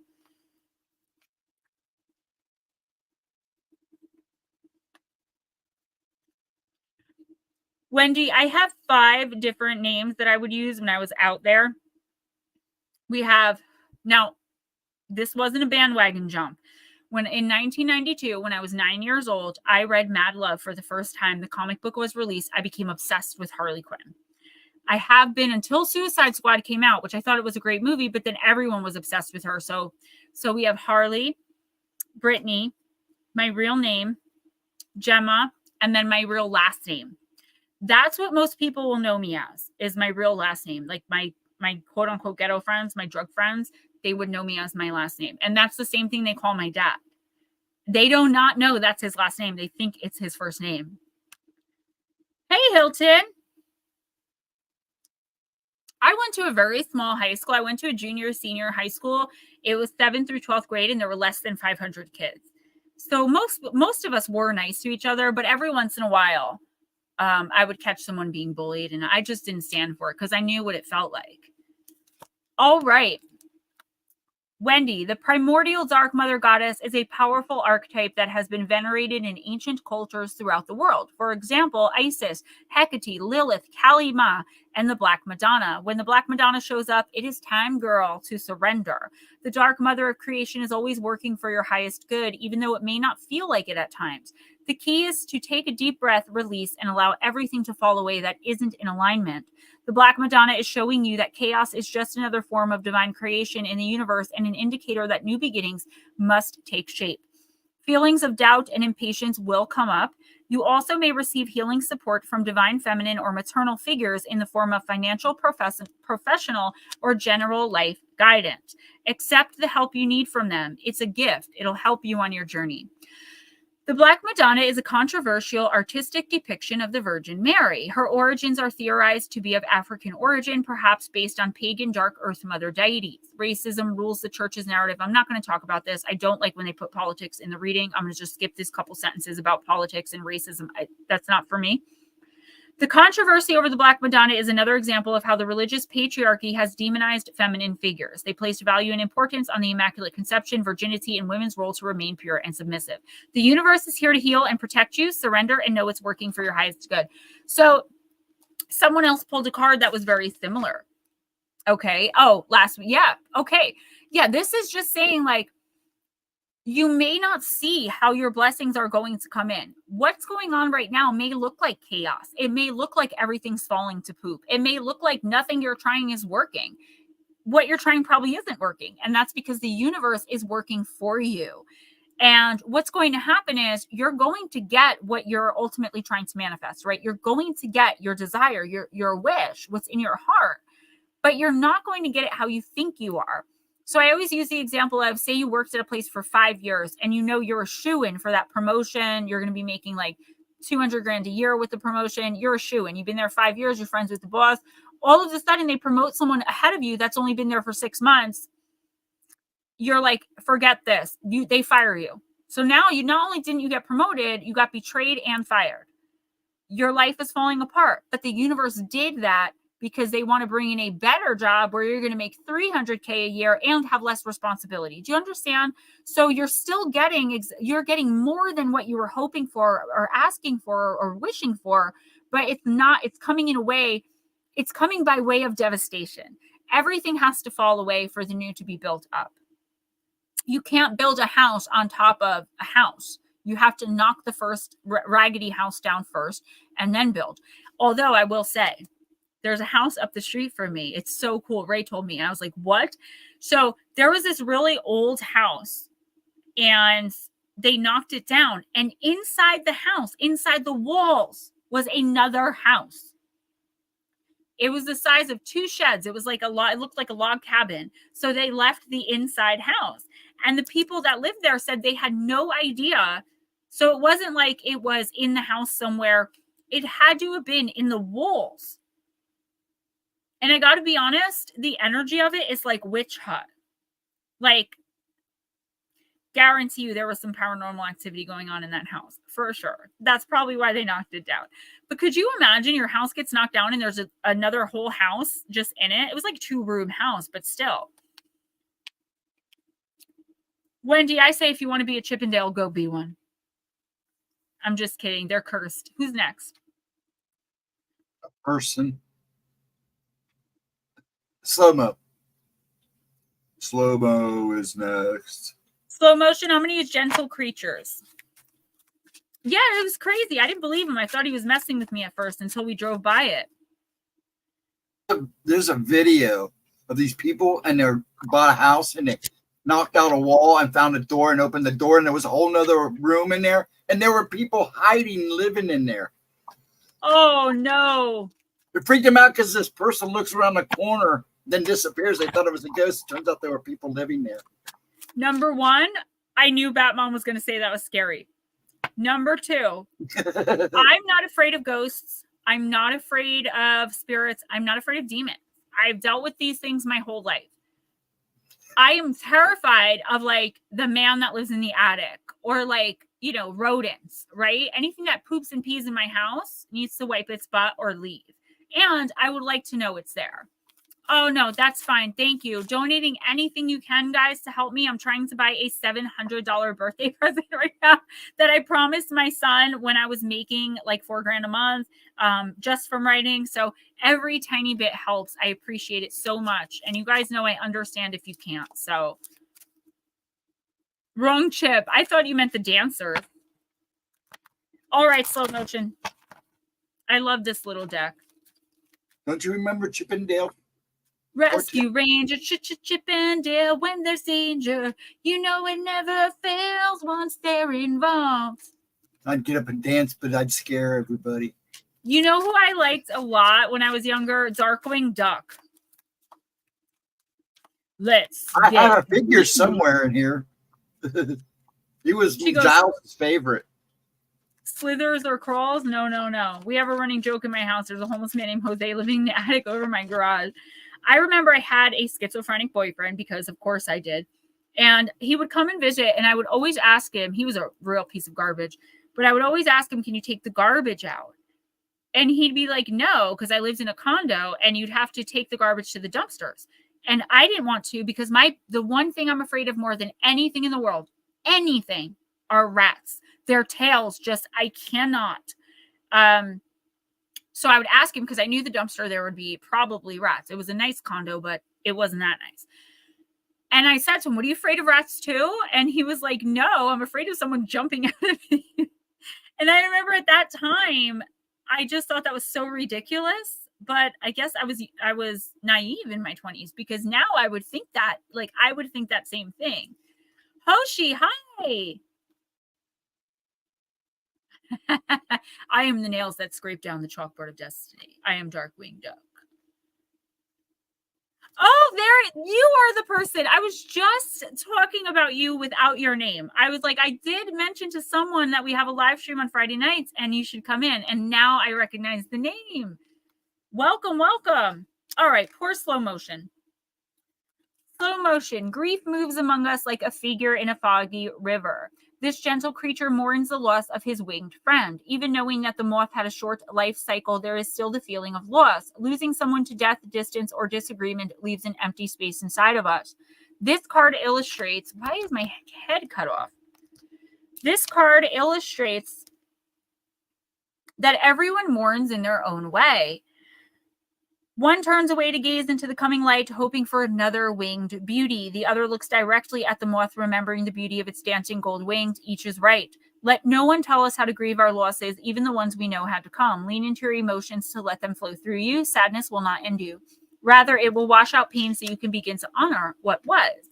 What is remembered lives. You will move on from this point, carrying the good memories with you. Now, this doesn't necessarily mean that you're mourning the loss of like a person or an animal or anything like that. Now, you very well could be. If you are, take it in stride. Don't suppress it, right? Even if you don't feel like you have anyone you can expose your grief to, grief does build a wall. So even me as a medium, I have 4 people that I was super duper close to that I can't get them no matter what I freaking try. What I think this is, though, is the loss of something. So a phase in your life where you have finally come to the conclusion that something is just either not for you or not going to happen for you, but not in a bad way. It's like you're resigned to accept it now. If you don't feel that way right this minute, you will in the next week or two, where you're like, okay, you know what? This is not a part of my life path. This is not something that I'm, what's up, Chris Jarvis? Not something that I'm meant to do in this lifetime. And I'm okay with that. And like really letting go, a dream or something that something you kind of had your heart set on, maybe. I don't know if you've currently been thinking about whatever this is, but it's definitely something that you're putting to bed. You're putting it to rest. It could be, I don't believe it's romantic, because as far as I know, slow motion, you are not romantically involved, but it could be a friendship. It could be just something that you're finally ready to just put away, like put it to rest. And I feel like it is going to be painful for you. It's going to, but not in a way of like torment, not like, it's like the lesson is learned. So you're going to be upset and sad, but content in it, because you knew this had to happen as part of your journey. Baby dragon. Now I'm singing that in my head. I feel like when this comes up, when you start to think or start to like regret something you never got to do, or I'm getting a a feeling of regret. But I feel like in the next couple weeks for you, that regret is going to be transmuted into something much bigger. And that's resignation and acceptance. And now that you've kind of put that away and tossed that to the side, there's room for a new plan, a new dream, a new hope, a new wish, a new friendship, whatever it is, to come in. Mark, hang in there. So this is actually a really good card. It's another one of those things where it's like, it's going to be emotionally painful, but you're going to grow so much from it and you're going to be fine. I see you kind of sitting there just being like, well, all right, now I'm done crying, or now I'm done with the pain. I'm going to move on now. And like rationally choosing to not be upset anymore and having it work. Who's next? Everybody's got gummy bear tunes in their head now. Gummy bears bouncing here and there and everywhere. Wild adventures that we long to share. They are the gummy bears. Yay! My two girls love that show. I was partial to gummy bears. The Flintstones. I think I told you guys this. I felt like I failed as a parent. We were doing, my 5-year-old and I were doing a quiz of name that cartoon character. He knew Peter Griffin. He knew like all these other cartoon characters. And then I go, who is that? And what did he say? For Donald Duck, he said something like Devin Duck. Oh, not like Daffy Duck. And no, it was Donald Duck, but he didn't say Donald. Right. He said like Devin. And then with Bugs Bunny, I'm like, who is that? I'm like, buddy, who is that? And he's like, Mr. Bunny? He didn't know. I was like, I failed. Yes, Batmom, we are your people. Okay, next is Mark. So go ahead and do him. He is next. You're up, Mark. Mark, I'm going. Oh, Flintstones and Jetsons. Yes, girl. I'm telling you, we are mind twins. I liked G.I. Joe as well, though. I would watch that with my cousin Bobby, the Robert Haywood Jr. that used to come in. I'm an old Scooby-Doo guy. That was my stuff in the day. David the Gnome, yes. You know who I really love too? The Snorks. Do you guys remember the Snorks? Oh my God. The Snorks and the Smurfs were my jam. My sister liked Gem. Baby Shark. I'm so glad my son grew out of Baby Shark Brooklyn. Number 5, Black Dragon. I love Scooby-Doo as well. That's so funny. Much better than Dora. When Damien was little, he's like, Mom, she's got a map. Like, what is the problem here? Like, she was lost all the time with a map. And my son, I never even thought of that until he pointed it out. I loved Shira. Yes. Gem. What was Gem's catchphrase again? It was like, she's jazztastic or something like that. That's so funny. Mark, I'm using Oracle of the Radiant Sun, which was a gift from our lovely Aunt Edna 2 Christmases ago. The Flintstones, I really enjoyed the Flintstones because honestly, like even as a little kid, I just wanted to live somewhere in the past. I used to think if I ran really fast and jumped, I would go into Flintstone land. And I head bashed the TV one time and really hurt myself. My dad jumps up. He's like, "What are you doing?" I'm like, "I fell." And that's when I realized that like a cartoon is not real. I still have this vivid memory of doing it while watching the Flintstones because I wanted to live with them. And I ran up real quick with my fist and I was going to jump in. You know how like Blue Skidoos? I honestly thought that this was, I don't know. Never mind. Melissa Nicole, I didn't even see you. Yeah, she snuck in and got quiet. All right. Mark Halstead. You would have loved King Island when it first opened up. A lot of that was Hanna-Barbera. And they actually had a Scooby-Doo and a Flintstone land and a Jetson land. And man, well, Dorney Park has Bernstein Bears. Do you know one of the teachers at my little guy's school is her sister is Jan Bernstein? Really? Yes. That's well. Yeah? Was it Bernstein or Bearstein? I say Bernstein, but all right. Mark Halstead, you got the sun in, I think that's Leo. Just let me look. I don't know the little symbols for the planets. Okay, yeah. Sun in Taurus. I'm sorry. Acquisition. Sun in Taurus personalities. So remember, this doesn't mean you are a sun in Taurus. It means it's the energy that's coming in for you in the next 2 weeks. Sun in Taurus personalities have a strong sense of purposeful determination and power. They have a natural ability to achieve mastery over physical matter and, for this reason, often express a sense of the real value of material possessions. The ability of people with this combination to build and make things grow, coupled with their strong need for security, acts as a powerful drive towards achievement. Sun and Taurus characters know exactly what is required to satisfy their every need and let nothing stand in the way of acquiring this. Emotional and sensitive people with this aspect have a strong sense of beauty and appreciate the good things in life, traits that make an otherwise practical character a confirmed romantic. Great comfort is highly attractive to the Sun Taurian and is an incentive in decision making, but this love of comfort ensures that change doesn't come easily, and an obstinate and willful Taurian nature can resist to the point of detriment. In a reading, this card shows a strong desire to achieve financial independence and often indicates the ability to amass a comfortable amount of money. The danger when this card appears is that a natural love for life's pleasures will express itself in greed, over-lavish behavior, and ostentation. This card also indicates a need to hold on to possessions and may indicate a challenge of ownership. Those involving pleasure, artistic encouragement, or expensive indulgence, resistance to change, a dispute over possessions, discovery of something of value, a win, gift, or a surprise receipt of money. So, Mark, I definitely see some win. I don't know if it's going to be like a $5 lottery ticket, or you're going to find $100 on the floor. I do see a little bit of like found money, like inheritance. What I'm getting here, though, is you have to, and you may be like, Gemma, I'm not, I swear. There's something coming up in the next 2 weeks that you are just going to resist as though it is the plague. There's something that has to be done, but it's going to change something in your life, like to an extent that you are not comfortable with. You don't want whatever this is to change. You like things how they are. And you're adamant. The problem is the people in charge. So this could have to do with your health or your living situation, or like they're adamant in the opposite direction. The universe is saying right now to go with the flow of what's being asked of you because it is in your best interest. This doesn't mean to go along for the ride without asking questions and just, be a stooge. You're not the fool right now.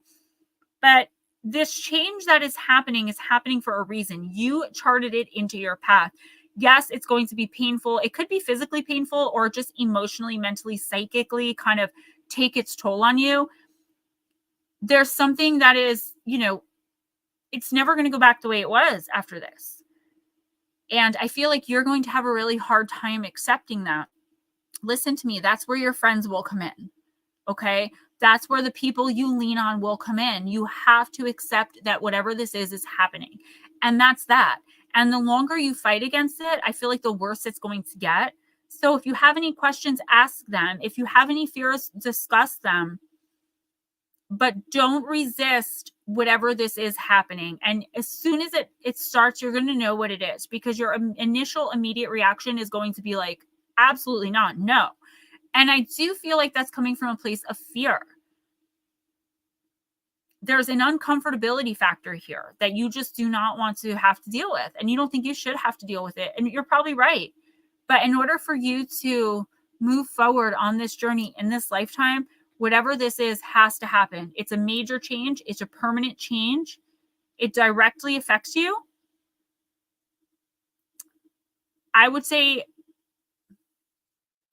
if this has to do with your health, like I said to Aunt Edna, you kind of have to listen to what your doctors are saying right now, Mark. Specifically, you listen to what they're saying, weigh the pros and cons, and even if it's something really scary, you need to go forward with it.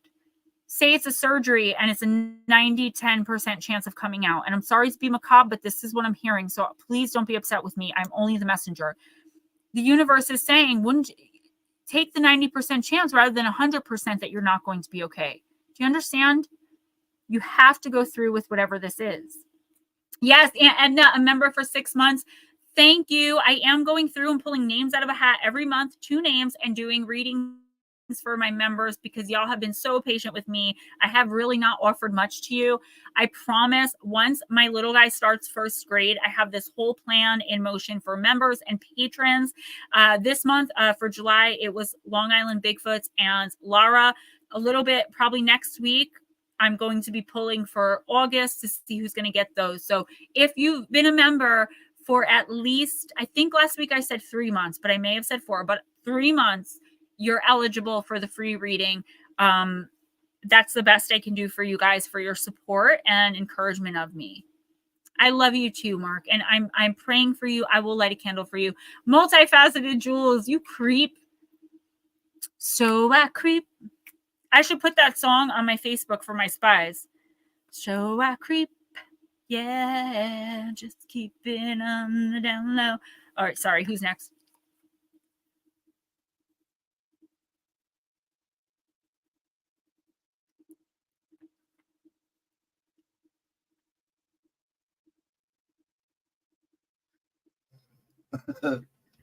Munchie.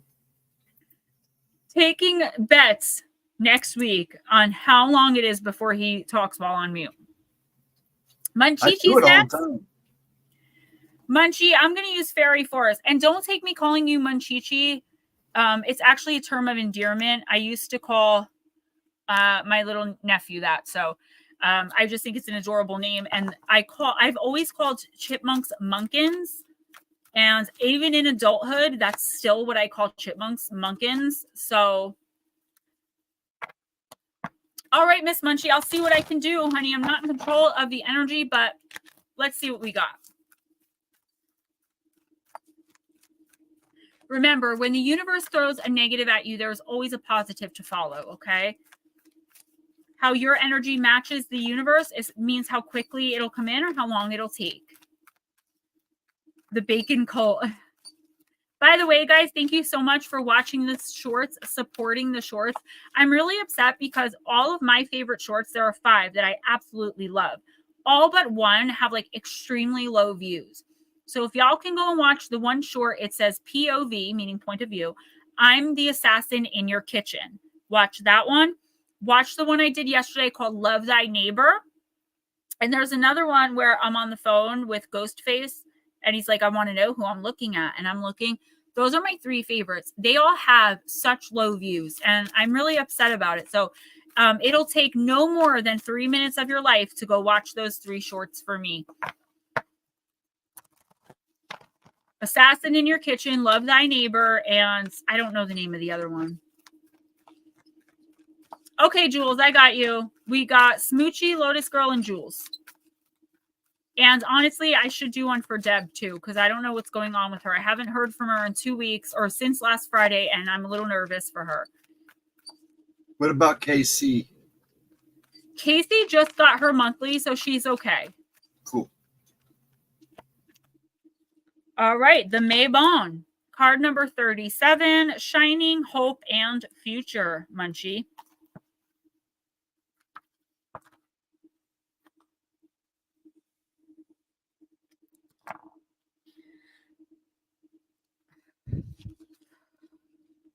The Maybon is the child of the darkest moment. born when bright hope beckoned you into a positive future, born out of what has seemed to be the most hopeless space you have ever been within.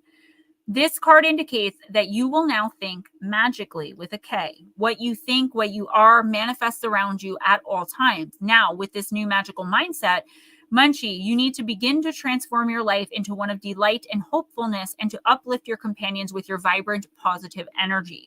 When we allow ourselves to shine, we become who we were always meant to be. And by example, we encourage others to become who they truly are.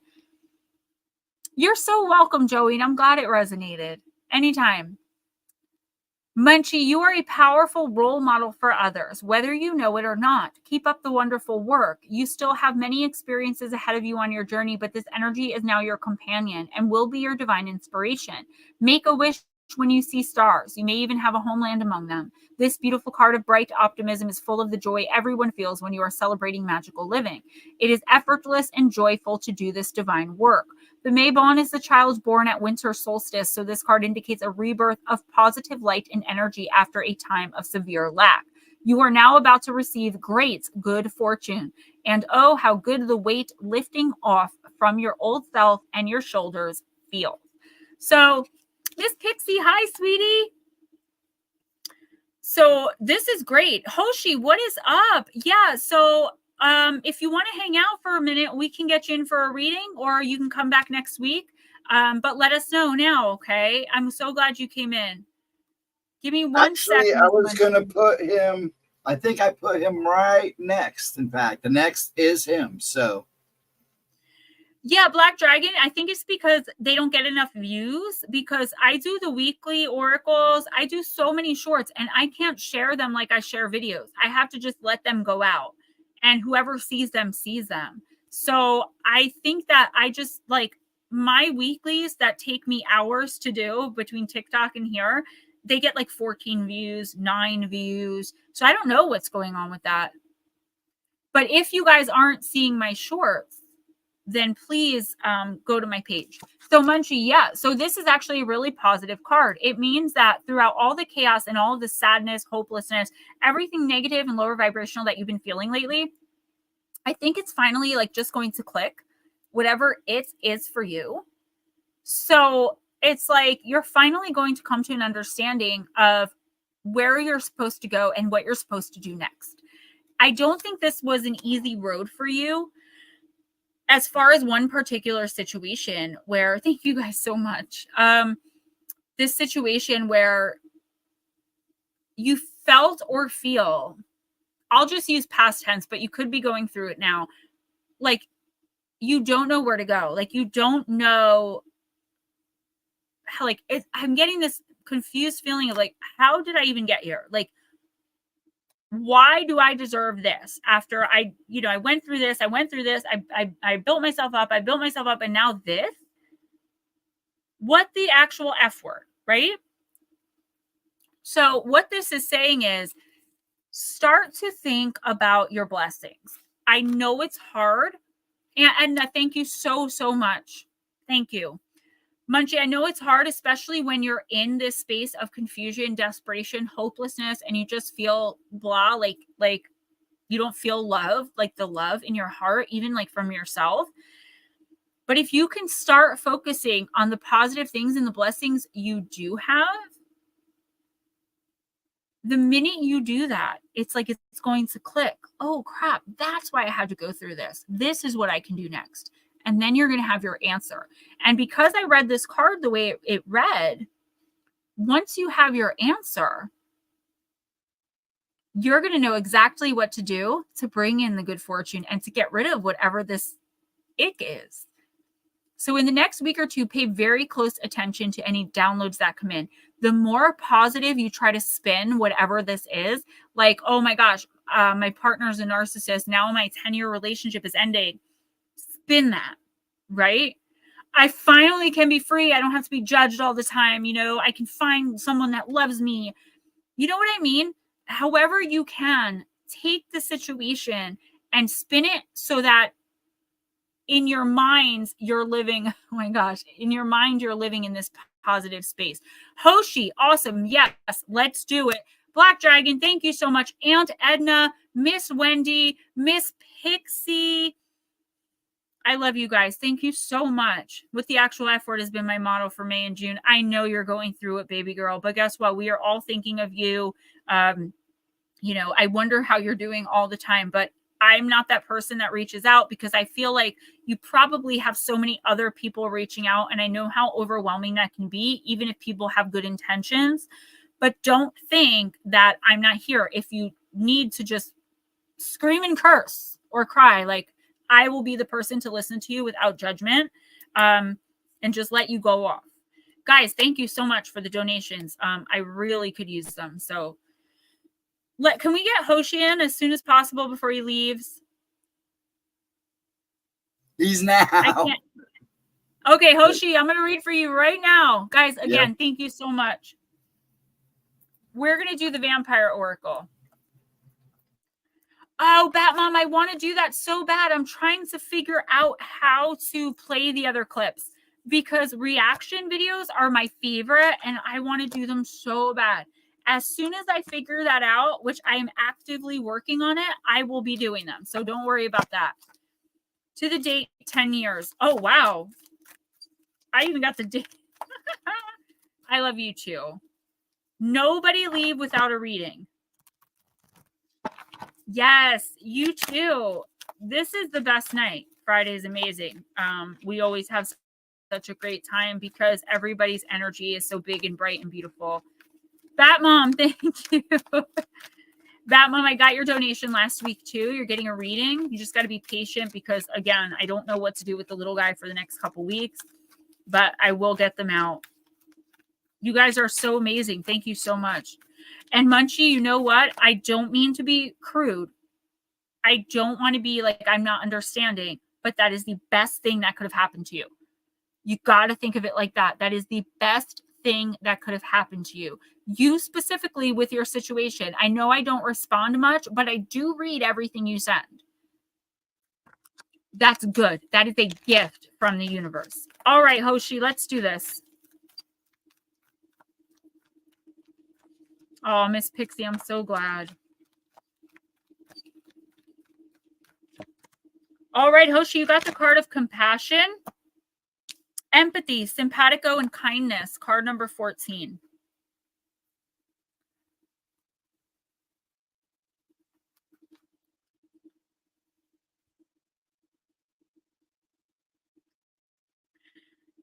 And in reality, it's a great thing, but it may not feel that way, obviously.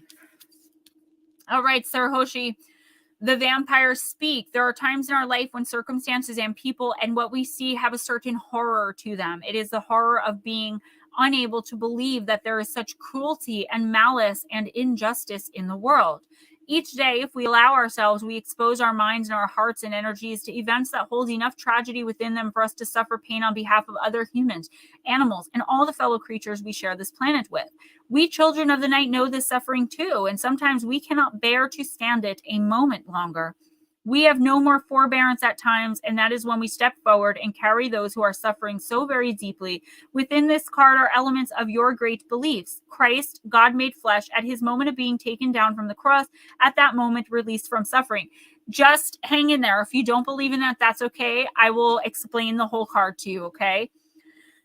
In this way, we want you to know that all the suffering you see, all the hardship you can observe is unendurable for us too. So we must step forward, even when it comes from one who many would claim to be the opposite of all they consider to be good.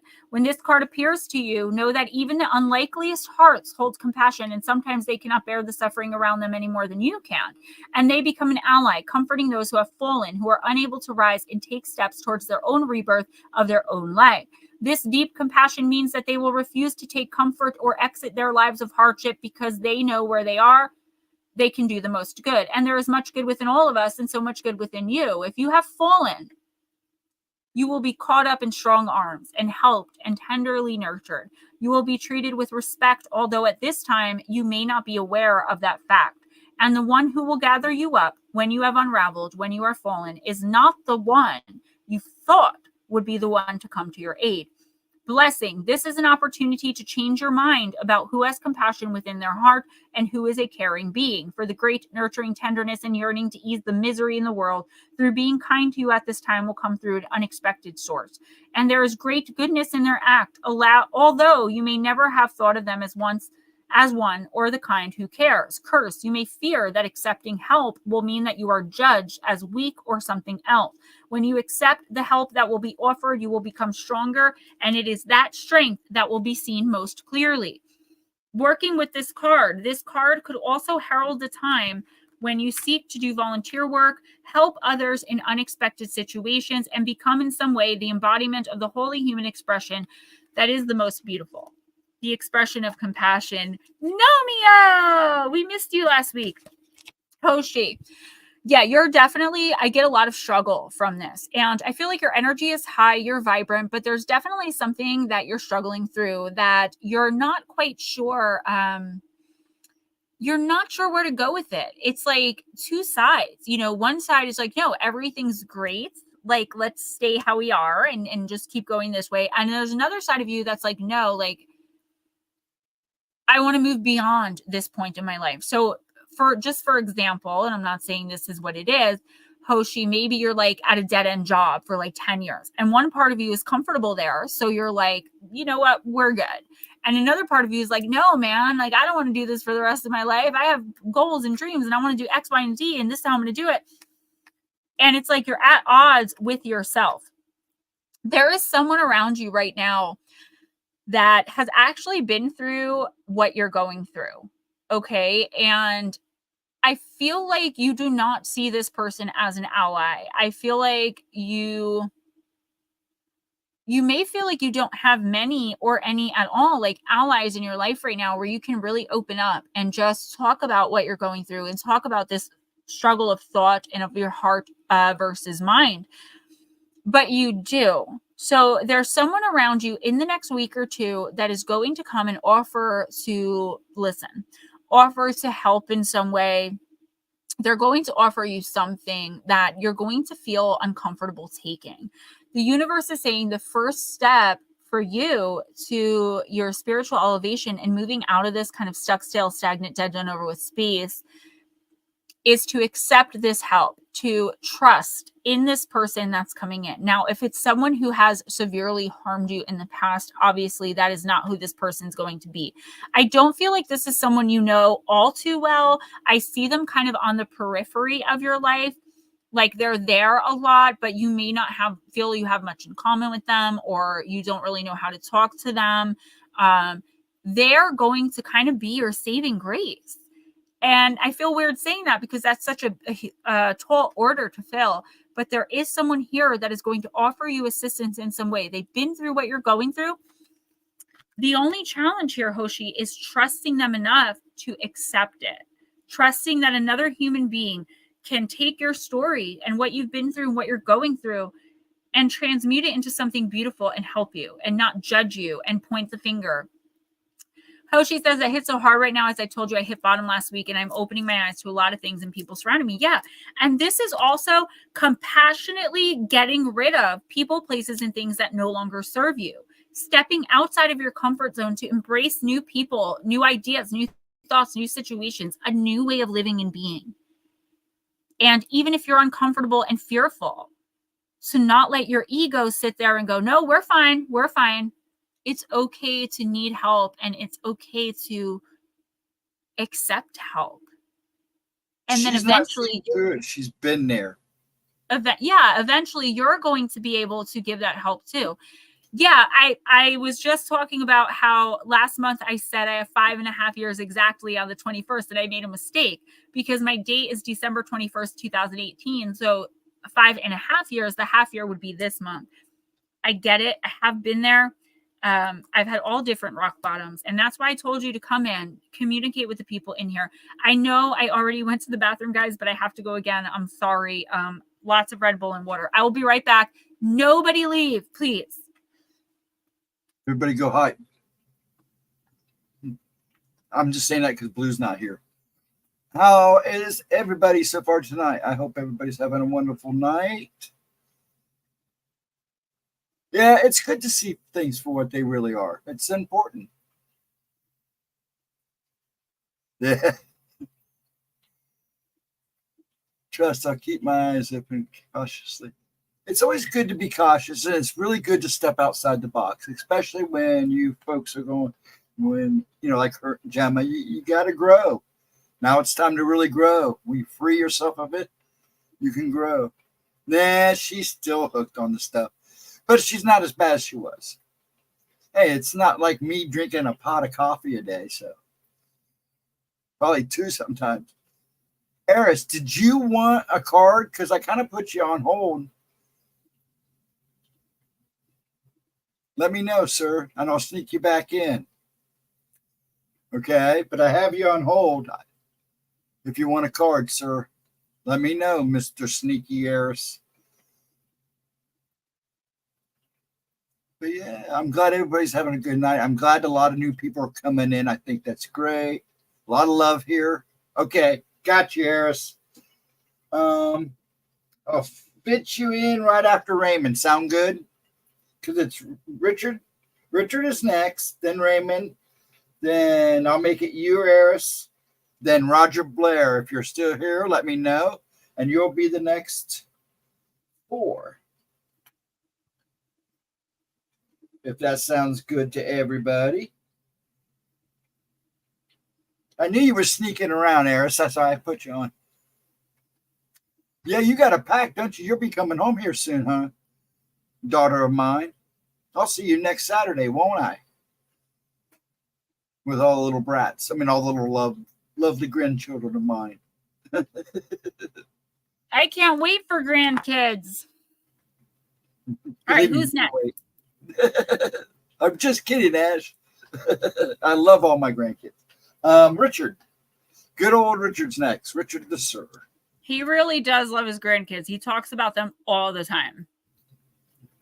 Richard, I'm going to use the classic horror oracle. It's an oldie but a goodie. He does. I cannot tell a lie, girl. Not when I'm in this mode.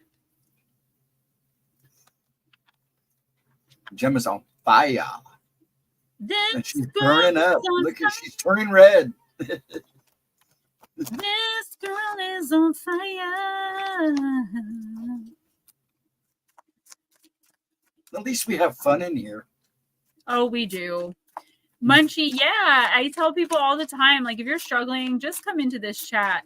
Vera, I'm trying to be done by 10:30 Eastern, but honestly, whenever I run out of people, I think we have at least an hour left. We're doing pretty good. We're probably doing pretty good. What is a 725 day? That's when you drive for 725 days. Hogwarts. I was talking about Harry Potter with one of the other moms today. You know, I had my Stanley with me. Oh, thanks, Joey. Thank you. Thank you. She can't sing when she wants to. When I want to, I guess. Now I'm blushing. I'm blushing. Oh, 725 miles? Whoa. Okay, so Richard, is Richard the one we were talking about that had the diagnosis? I believe so. Richard, is that was you, right? I remember, yes. For some reason, for the 4 years I've been doing this, Richard and Roger, I get confused. I don't know why. Their energy is so close. Like, I wouldn't be surprised. Richard, Roger, and Raymond mixed up sometimes. No, Raymond for me is good, but Richard and Roger, I just... Okay, Richard, first of all, I'm praying for you, okay? Yeah, and secondly, and boy, I pray. Like, I pray to the point where, like, when I pray for people with my hand on their head, they shake and cry. I know how to pray. Trust me. All right, neighbors.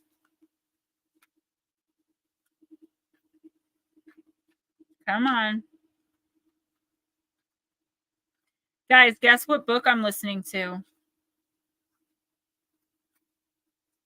I'm listening to it so y'all don't have to. Maybe I'll review it. Come on, where is it? Oh, I know why. Okay. LMNOPN. I'm looking at the name of the movie, not the That's why. Spare. Prince Harry's book. Wow, Friday the 13th of June, 55 years ago. Yeah, you know, my little guy is July 13th, and it was 2018. He was born on Friday the 13th, so it's lucky for me as well. Richard, Rosemary's Baby. This is really happening. How well do we really know our neighbors, our flatmates, our coworkers, and how much do they know about us? Is it possible that they see us playing a role in the design of their lives of which we're unaware? Are there secret ambitions born out of our deception or ignorance? Trust your senses. You can tell a lot about someone by looking into their eyes. This is no dream. There really is a plot afoot. Okay, so this is not necessarily talking about your diagnosis. It's talking about the people around you. I don't know if you have neighbors, if you're friends with your neighbors. This could be peripheral friends. You know what I mean? Like, there are some people you'll consider friends, and other people are like your acquaintances, I guess, or like your friends' friends, where you wouldn't like invite them over for like a bonfire, right? I feel like Richard, and again, if this doesn't resonate, give it a few weeks. There's somebody that is going to try and manipulate you in some way as far as your diagnosis. So like now they see you as, this is really horrible. Okay. Oh my God. So this person is like seeing you as like in a weaker place. I'm not saying you are weaker, but this is how they're seeing you. And this is when they're going to come in and try to, I don't know what they're trying to get from you. I really don't. I don't know if they definitely need something, and they feel like they're in a position to convince you that they're going to help you. Okay, here comes the channel. Convince you that they're going to help you. And then like once they move in, this is really toxic.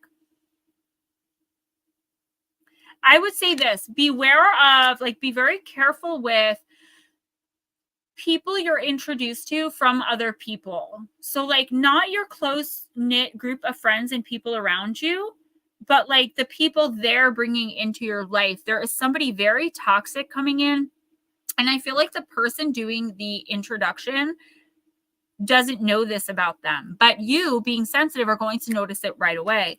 You don't necessarily have to say anything, but do not get,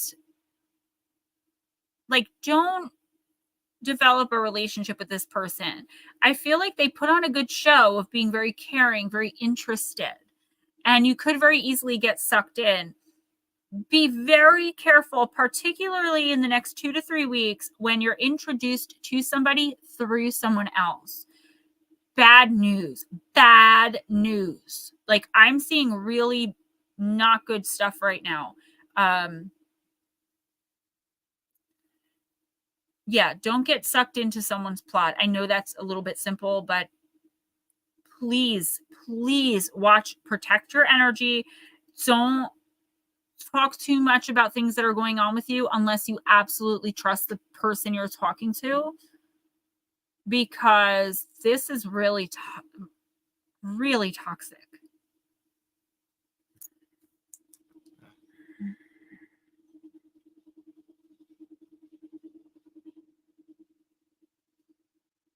It's really bad.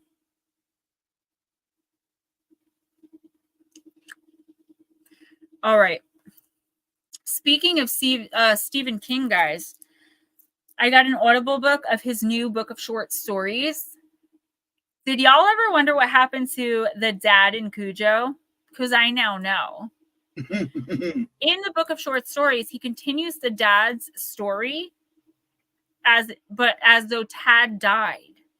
So the little boy died. His wife, Donna, made it out. She eventually passed away of cancer after they got married twice. And then he ends up in this short story book in the title called Rattlesnakes. And it's definitely interesting when he continues. Like, I remember one time I was in detox and Ray went and bought me 2 Stephen King books that were like a continuation of something I was already reading. And he bought me Dr. Sleep, which is the continuation of The Shining. I read all of them, and you know his books are like this. I read all of them in the 5 days I was there. All right, who's next? Raymond.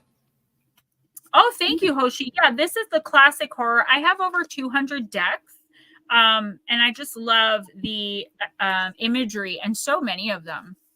Raymond, I'm going to use Shaman's Dream. This is my baby right now. I just finished it. It's got Carrie, The Shining, and Salem Lot.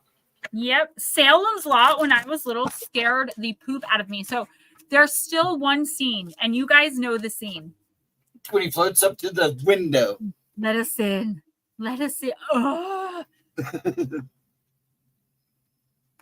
Yeah, and I was being shown something pretty bad, but I'm not going to say it out loud because I'm not going to put it into existence. Free will changes everything. As long as, Richard, you protect your energy and don't let anyone try to come in as like a caretaker or anything like that. You know, you guys watch enough true crime, you know where I'm saying it's going to lead. It's not good. You're welcome. Now I have to reread some of those books.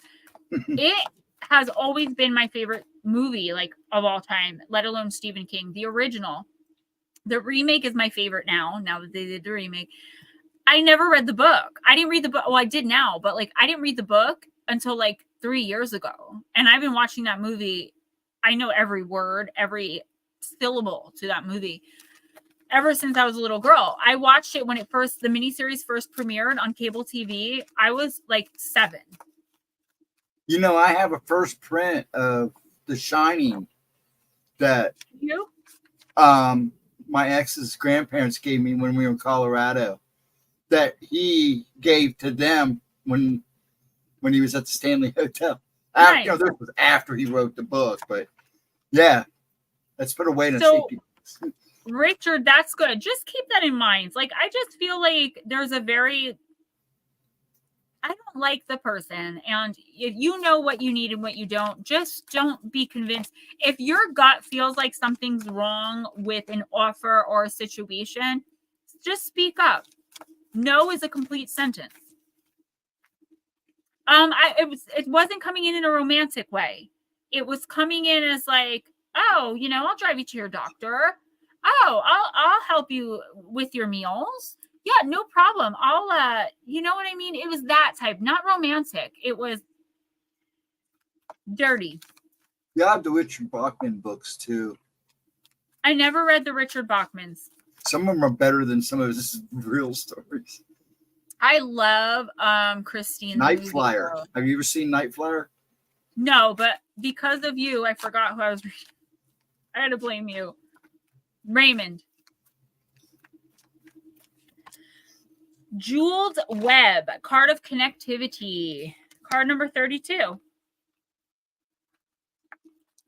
Raymond, connectivity, no separation, the feeling state. Approaching any oracle requires you to come in with certain expectations. You're either looking for confirmation of what you already know or attempting to shed light on what eludes you on the obvious path you're on. You're asking whether you will reach a desired goal of some kind. You're rarely able to see beyond memory or projection. And so, naturally, everyone comes to the oracle with a narrow perception of what's possible.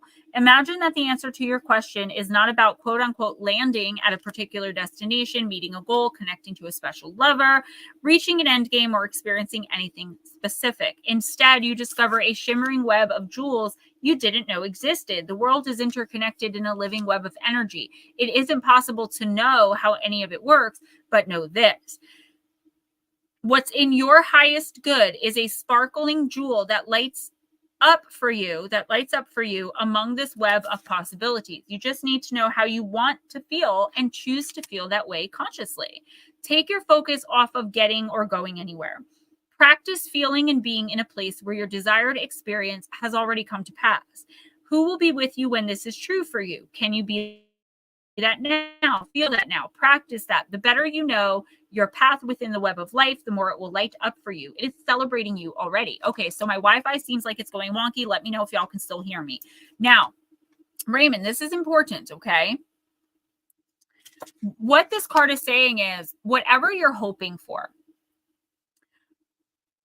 Oh, silver bullet. Okay, whatever you're hoping for, the universe is saying like the same thing I say at the end of my videos. Abundance is your birthright. You can have whatever you want, but here's what you have to do. Step out of right now. I do this all the time. You can ask Steven.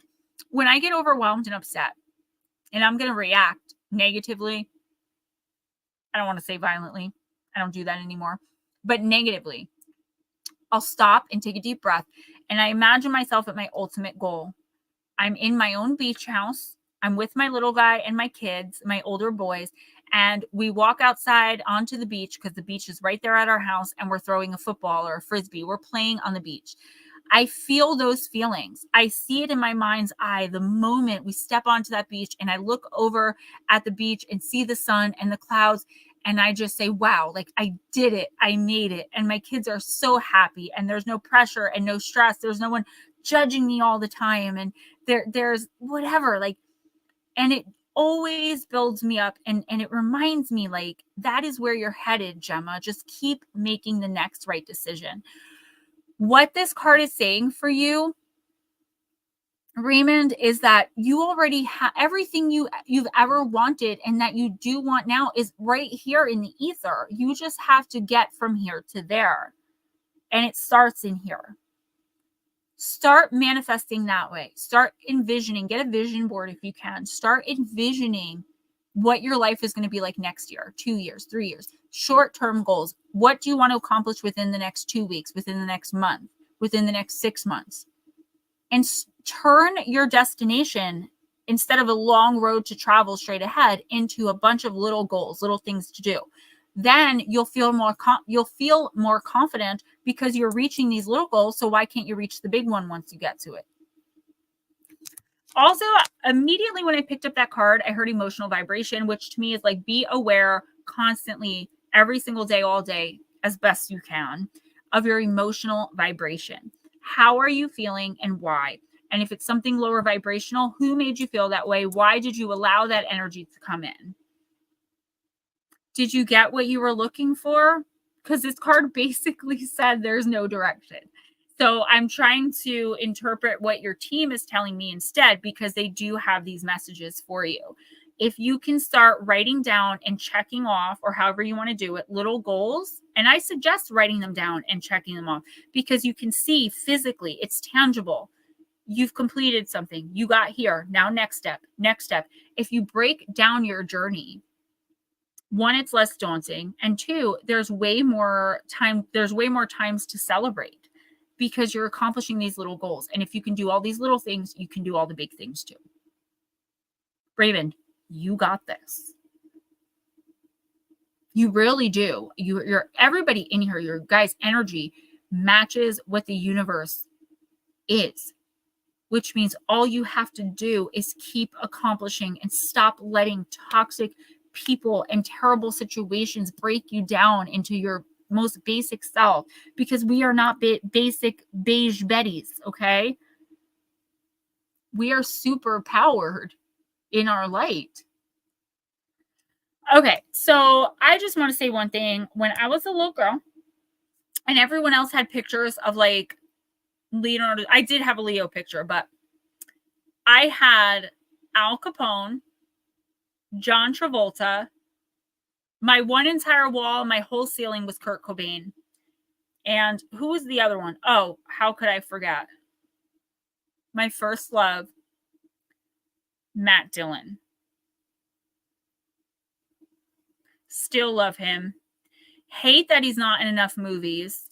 Did you guys ever see Drugstore Cowboy? Holy poop. What? Don't put the head on the bed. Rumblefish. Matt Dillon is like a god to me, okay? He always has been. I've been obsessed, but John Travolta is my dude. Now I think he's like creepy and weird. But when I was younger, I would have done anything. I was coming down an escalator in Atlantic City, and no, I was going up and he was coming down, and I'm like, and he's like, hey, how you doing? And I'm like tripping, trying to run down, and my stepdad's like holding me back. He's like, you can't chase him. I'm like, I literally forgot how to talk for like 10 minutes. My idol walked right past me. George Michael. Andrew, he was in Outsiders and Rumblefish. And Rumblefish. Both of them. There's Something About Mary was great. All right, who's next? Eris. Raymond, you do. You absolutely do. And if it wasn't the right time, I would say that. You know that. I don't sugarcoat. Eris.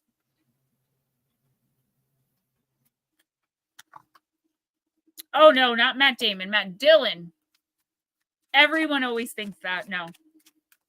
I actually have an aversion to Matt Damon. I don't know why. There's something about him that gives me the ick. Him, Uma Thurman, and they're not really like bad people as far as what you see, but I always get very negative feelings off of them. Gwyneth Paltrow's another one. I hear she smells funny too. So I have a question, guys. If you had a movie being made of your life, who would you have play you? I would have Mila Kunis play me. When we were younger, we're the same age. We looked so when she was on that 70s show, we looked so much alike. I think she is like the most beautiful woman in the world. I love Mila Kunis. Roger Blair, if you're here, let us know, please. Oh, nice. Life with Bobby. So you know my boo, Matt Dillon. All right, Eris. Oracle of the Universe. Yeah, Outsiders and Rumblefish are my two favorite books of those times. I love Drugstore Cowboy and There's Something About Mary. I'm not a big Cameron Diaz fan, but I just loved Matt Dillon. Yumi and Dupree. Oh my God. He's in his boxers at one point. That's all I'm going to say. That's all I'm going to say. Okay. Eris, you got the constellation Aquila. Yes. The Outsiders had a ton. Emilio Estevez, right? Or am I getting that wrong? It's the card of power. Card number 24. Nice, Munchie. So your name will go into the hat, ma'am. All right, Eris. And thank you, by the way, for membership. All of my members, thank you. I know there isn't a lot there for y'all, but I do have a plan come September. So if you bear with me and stick through it with me, you guys are going to be pleasantly surprised. Eris, you have power and it's real. True power means ethical power. Hold on to your boundaries. True power, I hate when they do black with like silver writing. True power involves service and benevolence. Strong leaders lead by example. You know when you are in the presence of power. So look at, that is actually really hard to read without much light. In Greek mythos, Zeus is the king of all gods. There is demonstrable power in this, and Zeus chose only the most powerful, good, or beautiful to be close to him. Aquila, the eagle of Zeus, Aetos Theos, was a magnificent magical eagle with a huge wingspan and powerful talons. It sat alongside Zeus on his throne and was a messenger for him, and some say Aquila was carried Zeus's thunderbolts into battle for him. It was Aquila who took Ganymede to Zeus, and if the eagle was sighted over Mount Olympus, you knew Zeus was there. There is a mythos about the eagle's creation, and it involved a human king called Periphas, who was wise, fair, and virtuous, an actual model for excellent kingship. His reign became so celebrated that his people began to worship him like a god. Zeus found out and was angered, ready to hit Periphas with a thunderbolt, but Apollo intervened and turned the good king into Aquila. The eagle was then invited to sit next to Zeus on his throne to advise and to serve him. Words of power. I build and value my wise self. So, Eris, I do feel like somebody is coming to you for advice. Oh, Steve Buscemi, I love him. Yes. Someone's going to be coming to you for advice. I do feel like for some reason you are the intermediary. There is some drama happening. Whether you're aware of it right now or not, you're going to get like a phone call and then like so-and-so said this and this and I'm pissed. And then the other person's like, so-and-so said this. For some reason, you're being dragged into somebody else's conflict. That, guys, Billy Joel, oh my God, scenes from an Italian restaurant. Okay, I have to finish the reading first before I can get on this. Sorry, Eris. Yeah, Christopher Walken for sure.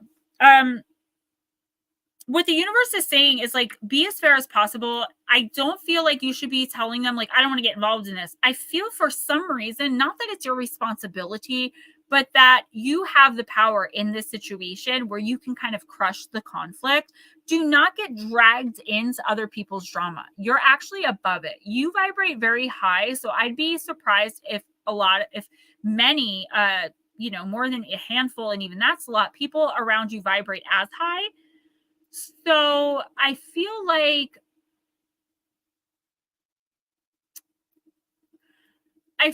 it's for you to just like, I want to say, I'm seeing you as like, be the boss. Like you're squashing the conflict. You're not getting involved. To you, it's silly. The universe is saying you can teach these people, whoever's involved in this, a lesson in power, in humility, in grace, just by giving your own opinion and not following one or the other. Not saying, yeah, you're right, so and so is a butthead. Oh, Eris, yes, very, very much so. Why is someone shooting guns in my yard? I don't know. So just by you like being too cool for school, I want to say like you're so above it that it's like nonsense to you. You're going to give out that vibe. And I think these people are going to feel very foolish and they're going to squash the beef of whatever they're doing. Don't get dragged in where you start taking sides. I don't know what this means. You might not know, but in the coming weeks, you definitely will. You're going to want to stand up for one person or the other. The universe is saying this is a test. See if you can be impartial. I don't know what this is. I'm sorry. I'm usually pretty, point on, but there's something here. There's like, I see two people and I see Eris like, you guys are idiots, but like, it's a big deal thing to them, right? The universe wants you to step in and to show what real power is. I love after reading when you can take a deep breath, for real, for real. New Jersey. I know. I'm like, what is going on? Then I remember I live in the woods. So Mila Kunis, Natalie Portman, and Rachel Leigh Cook. I have been told my whole life I look like these people. And that's because that movie that Natalie Portman played in with the guy where they're like hitmen and she's a little girl hitman. I had the same exact haircut as her. I had the same exact haircut as her at that time.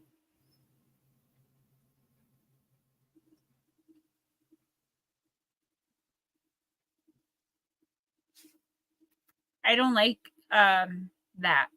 No. Sure it's not fireworks? No, it's a gun. Okay. And it's right here. So if it keeps happening, guys, I'm gonna have to pop off for a second, call my husband and let him know this is going on. So when he gets out of the car with my son, I don't think it's in my yard. I think it's next in the wildlife reserve, but it's right here nonetheless. So Kiefer Sutherland is another one who I would show a really good time. I'm just saying. Who's next? You made me free. Oh, Jim. Nice. Is Jim here? Yes, he is here. Life with Bobby. Nice. He's the one who talked about Billy Joel. That is right. I apologize. I worked at the Parkway Diner, by the way.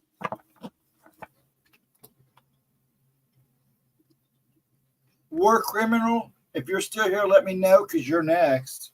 War criminal usually comes in to say hi. I know, but I always write him down because you never know.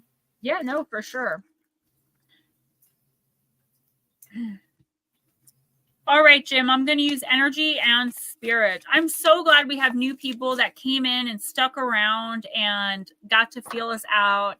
And I hope you guys bring our light with you into whatever situation you're in and know that you're not alone. She was Michael Myers' niece. I think she and I favor, and she's a great actress. I'm going to have to check her out. Dennis Hopper. Yeah, I could see it. I totally see it. I see Walken, though. I do.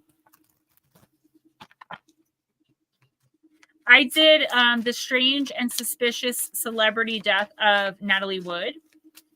And Christopher Walken, like some of the statements he made. He's a weird dude.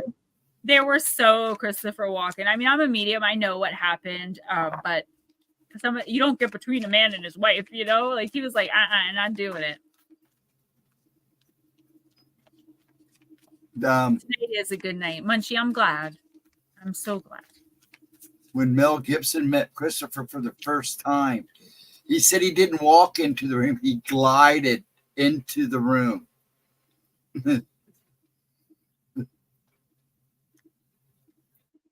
Raymond, absolutely. That's the whole point. I bring your team in, including your guides. And I'm an oracle through the cards, but I got to tell you, I don't need them. The cards make it more interesting, more fun. They make the night roll on. I can grasp the messages quicker. I'm more of an automatic writer, to be honest with you. I don't need the cards. The cards are for you guys. That is absolutely true. All right. Jim, you got card number 1, mindfulness, peaceful presence, and quiet mind, but you got it in the reverse. So let's see what it says. Would you do anything for me? Buy a big diamond ring for me. Pop that pretty question right now, baby. Okay. The mindfulness card reversed indicates an overactive, even agitated mindset that obsesses about the future, broods over the past, and bounces from one concern to the next. That sounds familiar. This can seriously fragment your energy, scattering your signature, disturbing your peace, and actually reducing your success and resolving the very issues you're worrying about. No matter what's going on, you can move to a higher level of consciousness, Jim, and you can let go. Even if you've always been the analytical or worrisome type, you can still choose a calmer, more peaceful approach to life. In fact, this is one of your most important choices. The peace of mindfulness awakens the amazing power of your soul and gently aligns you with beneficial universal flow. Affirmation: I quiet my mind, let go of all concerns, and breathe deeply. I live in the tranquil space of eternal trust and surrender. This is the universe telling you, oh my gosh, Raymond, yes. I love her. This is the universe telling you that you need to trust it. There's something going on in your life. It's either actively happening right now or it's about to in the next couple weeks where it's scary. And I don't mean like, I don't want it scary. It's energetically scary. Like it's something that's really, really worrisome. Like you're going to obviously as a human being be worried about whatever this is. And the universe is saying, if you can pull yourself out of that mindset, start counting your blessings, try to put yourself in a mindset of gratefulness and gratitude and abundance instead of a mind of lack. Right. Okay. So if you can take your mind away, like what do you actually have to worry about? Instead of worrying about it and over analyzing to find solution, take a step back, calm your mind, start counting your blessings, literally if need be. And the universe will do the rest. This is the universe testing you to see if you have faith. You are the fool at the beginning of the tarot journey. What does he have with him? One of those little stick bags with the bandana with the clothes in it, sometimes a dog. He goes on a journey. He has no idea where he's going. He just knows he's out. He meets the devil. The tower collapses on top of him. It's a horrible journey. The Hierophant, a magician playing his tricks. The Hanged Man gives him a different perspective as he walks through this journey. You're at the precipice of the end where he is given the whole world. His world, everything he's ever wanted, that he suffered for and worked for and struggled for. The thing is, you have to start focusing on the good because, okay, my main issue right now, losing that contract and thousands of dollars a month, is money. I think a lot of us have that struggle, right? The more I think, oh my gosh, how am I going to pay this bill? How am I going to pay that? I'm so broke. I don't have a job. I can't get a contract. The universe is like, you're so broke. You don't have a job. You don't get a contract. It bounces your energy that you're putting out back to you. And honestly, it makes whatever you're dealing with 10 times worse because you're telling the universe you don't have this. The universe takes it literally and says, okay, don't have it. If you start thinking of in a more higher abundant mindset, like a higher vibrational, more abundant mindset, like faking it until you make it, like I'm not worried because in the next couple weeks, like for instance, my contract's going to come in. The reason I lost that contract overnight with no warning at all, I was just out $4,000 a month, poof, is because something so much better is coming in that I never would have been able to hold on to that contract and do whatever this is. You have to switch the mindset around. I hope you're understanding what I'm saying. So even if it's a really horrible thing, it's a poop storm, negative loop, Raymond, exactly. You're so tuned in. You have to try to twist it. Well, this is happening because, and remember, everything you're going through, and I hate when people say this to me, but it is true. It's kind of like everyone involved's fault. You planted some sort of seed that put you in whatever this is. You can also get yourself out. When you worry so much, your soul fragments, and sometimes you don't get those pieces back. We all have to try to live more peaceful lives coming from the inside out. And it's freaking hard because things like getting evicted and losing our jobs and being cheated on or treated horribly, abuse, it all exists. We can't pretend it's not happening, but we can look for the lesson in it. And as soon as the lesson is clear, one, we know it'll never happen again because we understand now our role that we played in it, how we got there. This is a really big learning process for you. This is going to take some time for you to understand and get used to, Jim, but you can start right now by looking at this terrible, chaotic poop storm situation and thinking about what good can come out of it. There has to be something, or the universe would not be telling you to be mindful of it. That's your homework for the next 2 weeks. When darkness comes and you feel there is no hope, seek those of light to guide you to where you need to be. There is always hope. Yes. You guys are going to make me cry.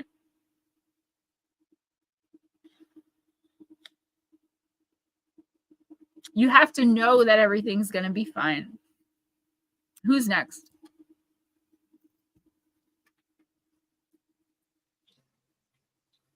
Sorry, my daughter's letting me know she's putting the little one to bed so I don't call her name. Okay. Oh, Mike J, that guy that says poop a lot. Mike J, I'm going to use Oracle of the Radiant Sun. Remember, it doesn't matter what card I pull, if that's your spot, like if you're not a sun in Pisces or whatever, it's just the energy coming in for you in the next couple weeks.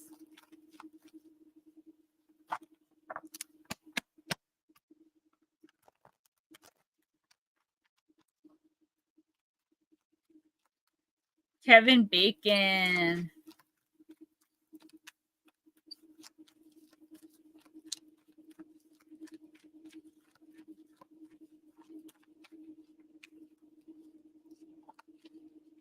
Who, for you? We think for me? For you, maybe, Blondie. She was so gorgeous. I loved her. I covered her death, too.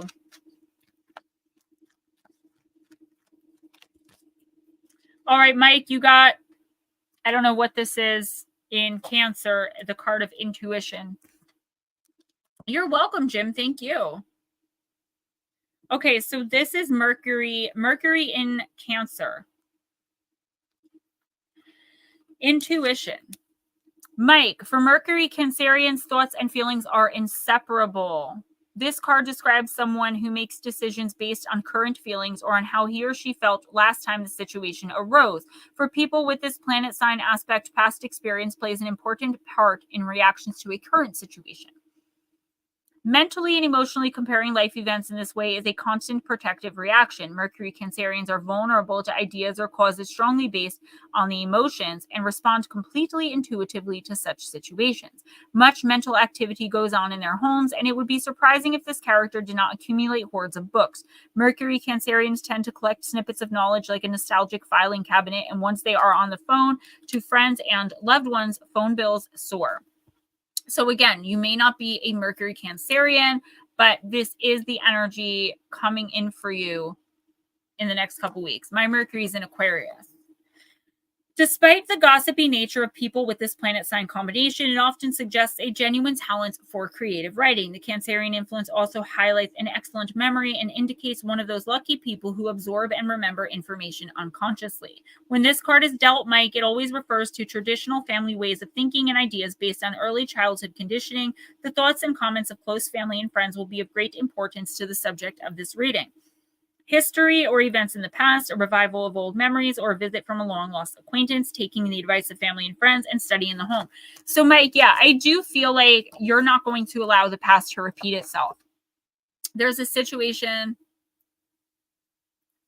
Okay, after I read this reading, I will, Joey. there's a situation here that's like reminiscent of something you've already been through, right? And I feel like everyone around you is kind of like going with like getting sucked into this somehow, and you're the only one on the outside that's like, no, do you remember what freaking happened last time we did this? Not getting involved. You are going to be the voice of reason, okay? I do feel like there's something else here where maybe you're looking for advice from like a family member. That's a totally different situation. Mainly focus on not forgetting what happened the last time you got sucked into this relationship. You ended up in this situation. You hung out with this person. There's something toxic here, but I feel like it's not as simple as walking away, because somebody you care about or people you care about are not remembering what happened last time. They're of the mindset of we got to forgive and forget. The problem is the person or the people involved with the chaos have not changed. They're still the same chaotic. Why did I want to say animalistic? They're not good people. Don't trust them. Don't let them back into your home. Don't let them back into your life. Don't let them back into your energy. They are psychic vampires, energy vampires, emotionally vampiric, and they're just not good people. By the way, this could also be your wife. If you're on the road and you have no opportunity to be around anyone, please be very careful with who your wife associates and talks with. This could even be familial. There's someone here that's like looking to take advantage of the fact that you're not there. I'm not saying your wife would do, like, I'm not saying that. Just tell her to mind who she allows around her when you're away. I'm not a good singer, but I do love that song. So I feel on the spot. I believe it's meant to be, darling. I want you when you are asleep. I can't hit it because I feel like I have to now. I want you when you are sleeping. Do you understand? Do you feel the same? Am I only dreaming? Is this burning? Trust me, if y'all weren't listening, I'd be a lot better. Maybe I need a drink in me. Let me grab my chips. They're right there, guys. That is a beautiful song. Ryan. Yes. Ryan, you're next. Where are you, Ryan? Godzilla's coming for you. Godzilla's coming for you, Ryan. You better get in here. Ryan better not have left. Oh, guys, I know I suck, but thank you for being so sweet. These are my son's chips. He ate most of them. Who's next? He had a whole box of them. Did he wolf them all down already? I don't want to go downstairs. Oh. Thank you, guys are so sweet. But Ryan's next. You better come in here. Yeah, if he doesn't show, we'll go ahead and do Melissa. And you can yell at your brother later. I'm going to whoop his. I'm telling Mom. I'm going to steal the rest of his Cheetos. Literally, she called me yesterday. She's like, what happened with Roy? I'm like, Mom, I don't know. He didn't tell me yet. He was so bummed.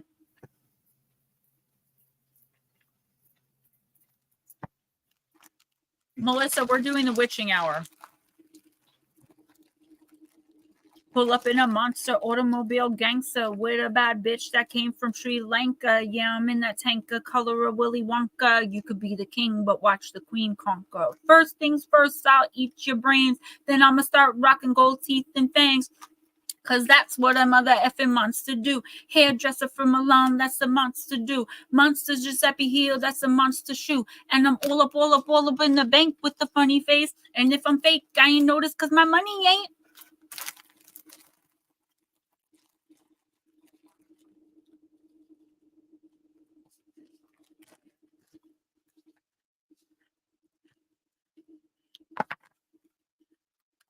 Oh, there was a private chat for you a while ago. I don't know if you ever went and looked at it. I didn't. I don't see them.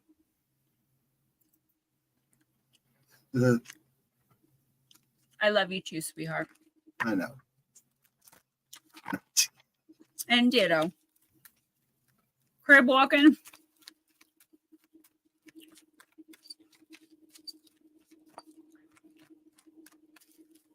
All right, Miss Melissa. Miss Melissa.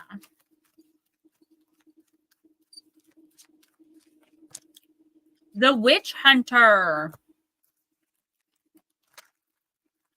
He only left me crumbs. I'm sorry, guys. I'm hungry. I was savage. I know almost all of Nicki Minaj's popular raps. I love her. I mean, I don't know her as a human being, but I like her music.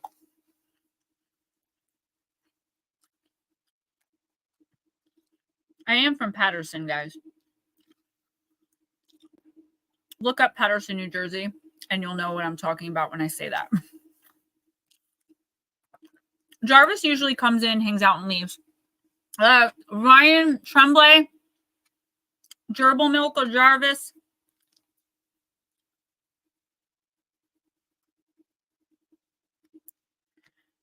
Melissa. Girl, what am I going to do with you?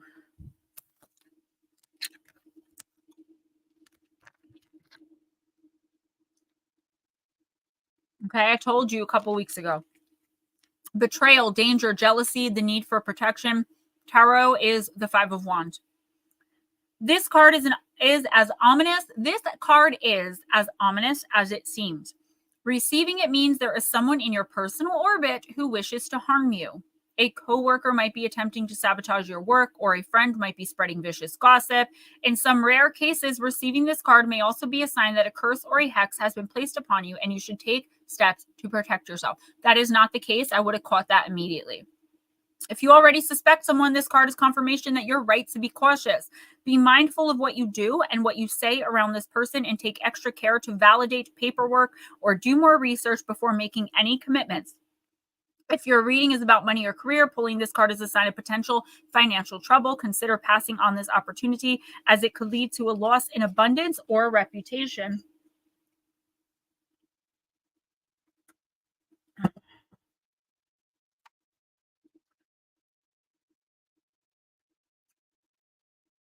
Extreme warning. Immediate steps to protect yourself should be taken right now. This person will cause you great pain. It says it. Please reach out to someone if you or someone you know appear to be in immediate physical danger.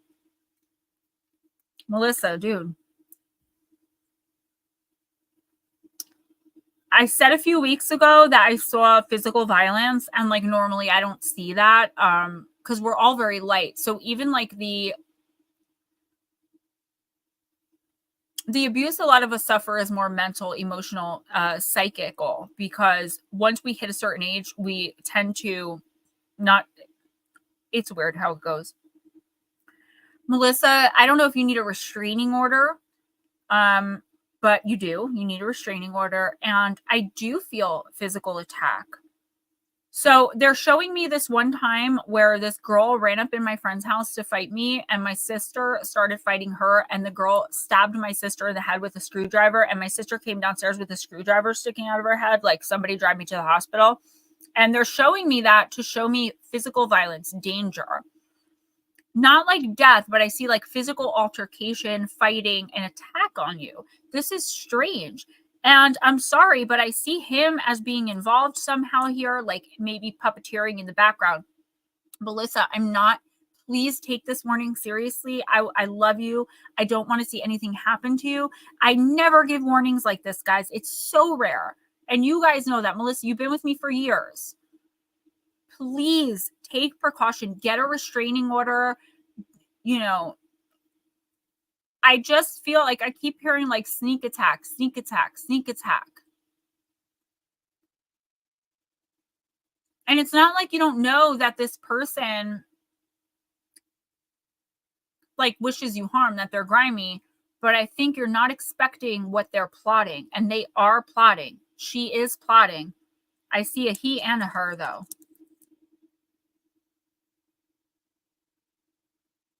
This is violent.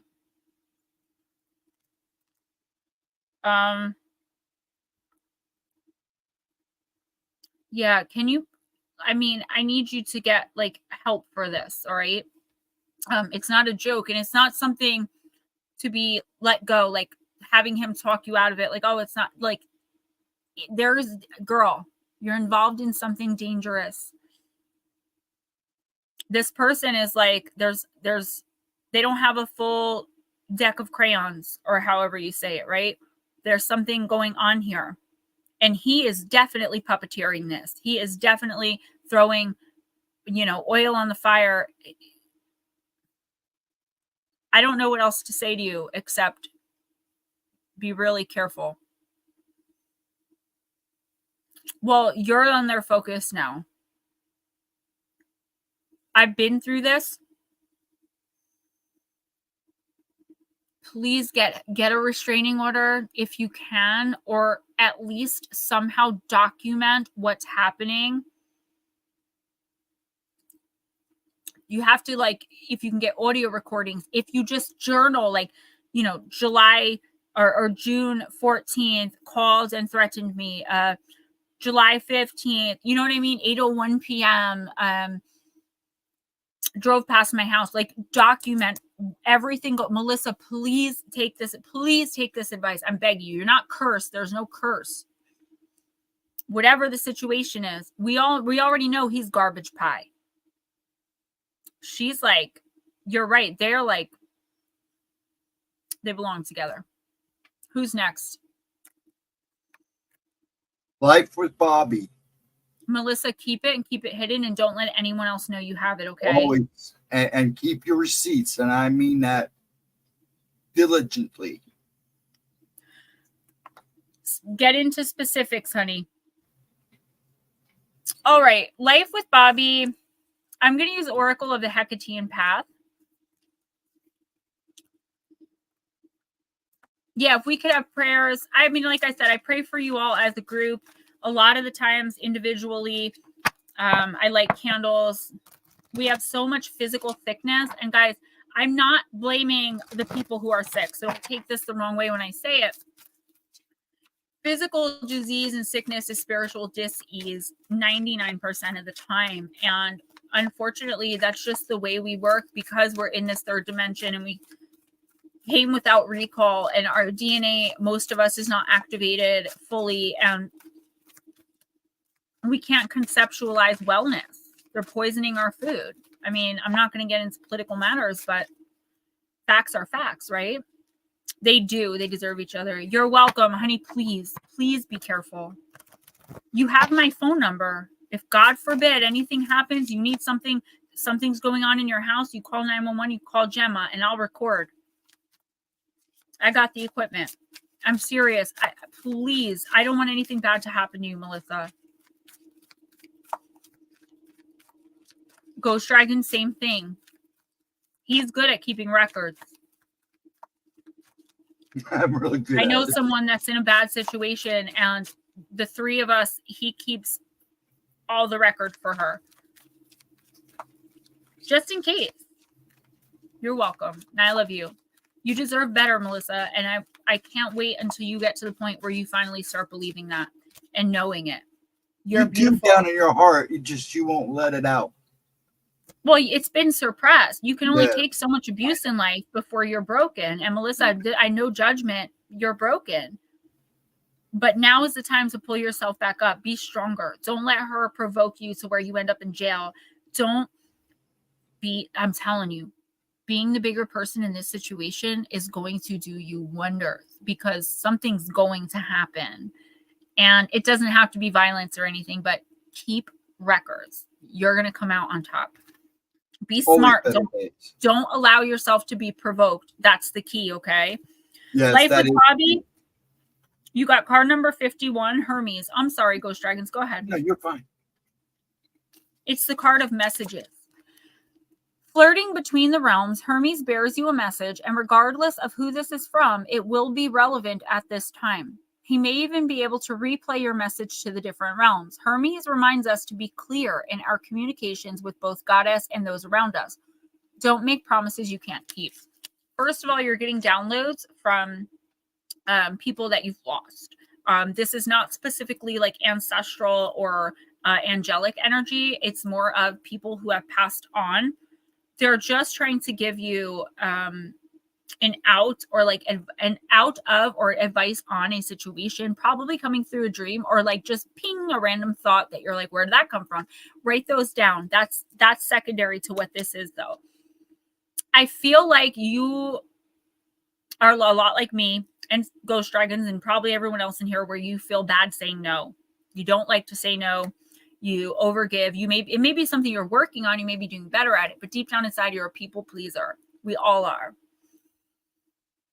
I feel like someone is asking way too much and you're giving way too much because you know they're asking too much and they know they're asking too much, but you don't want to say it. And until you say it, they're not going to stop. Do not make promises you can't keep because you're not beholden to anyone. Okay? You're not, I always use this example because it's extreme, but it's true. If you had $10 million, you do not have to give or lend anyone a dime, a penny, a dollar. You don't have to. Give out of the kindness and goodness of your heart when and where and to who you can. There's someone here that's asking too much. They're taking too much. And listen, this could just be someone who's treated you so horribly and then they ask for forgiveness. You give it, a couple months go by, they treat you horribly again. You need to break that cycle. Life with Bobby, I feel like there's something you're kind of, either you already agreed to it or you're about to. It's like to do something that you really don't want to do. And I feel like it's going to become troublesome and going to become an issue when you get to the point of when you actually have to fulfill and keep this promise. And it's not that you can't, it's that you really don't feel like you don't want to. Stop making promises. Yes. So don't allow yourself to be put in a situation where you have to do something you don't want to do. The fact of the matter is none of us should be doing anything we don't want to do. That is not what life's about. And I don't mean like working a 9 to 5. Nobody wants to do that, right? But this is something you don't have to do at all. Someone here is very manipulative. And I feel like you've already given so much. And it's like, next, what are you going to bloodlet next? Say no. No is a complete sentence. The act of saying no in and of itself, it's not unkind. What people do in the past are likely to do again. Not many people can change. I'm always so proud of myself. And this isn't tooting my own horn because I genuinely changed as a human being. I was a horrible person 7 years ago, 8 years ago. I changed with my little guy, with my son, and I turned my life around. And I dedicate my life to helping others now. My career, my life, everything I have to you guys. For that reason, I was broken. And now I want to help you guys put the pieces back together. Tomorrow's a new day with lots to do. Raymond said, Gemma has said to me, change something in my life and I would have health problems. 2 weeks later, I had a stroke. I would definitely listen. Thank you for that validation, Raymond. I'm sorry you had a stroke for sure. Who's next? I was going to do Smoochie, but she didn't answer. She was in here, and then she went back out. Yeah, she's got some, like I said, we'll timestamp her. So we're going to go ahead and do Hilton, because he was originally next. Is he here? Hilton, are you still here, sir? I thought I saw you in there, but let me know you're here. Night, Munch. Mike, that's all we can do. And that's all the universe asks of us. I hope he's still here. He lives on the other side of he lives down under, so. I think he said he didn't want a reading, but I'm not sure. He usually says he doesn't, but I can't be sure. But if he doesn't answer, we'll go ahead and do, did Pixie leave? I hadn't seen her talking either. So I wish everyone would, I wish they'd tell us when they leave. Part of a warrior, Gemma. Here's who you got left. If these people are here, would you please speak up? Hilton, Jules, but you said you'd do a timestamp for her. Dixie, Vera Ray, and then you have your. Okay, Miss Pixie's here. Joey, thank you. You have the heart of a warrior, Gemma. Power to you. I feel like I was put here to help, and I think that's why I was so broken, because I wasn't on my path. I was off path. And I went through so much trauma and abuse, and I mean, things that you wouldn't even believe have happened to me. And I've come out of it on top. And I tell my story, you know, my husband doesn't like really when I tell my story publicly. I think it's an embarrassment to him, but I don't think in a bad way in that. I think he just doesn't want to think about it, right? But I tell my story to empower others, and it does. And I really hope it does. And I sincerely mean that from the bottom of my heart. All right, Miss Pixie, I'm using the Mythical Creatures Oracle. I don't use this one often, only because the book is so big. I hate the giant books.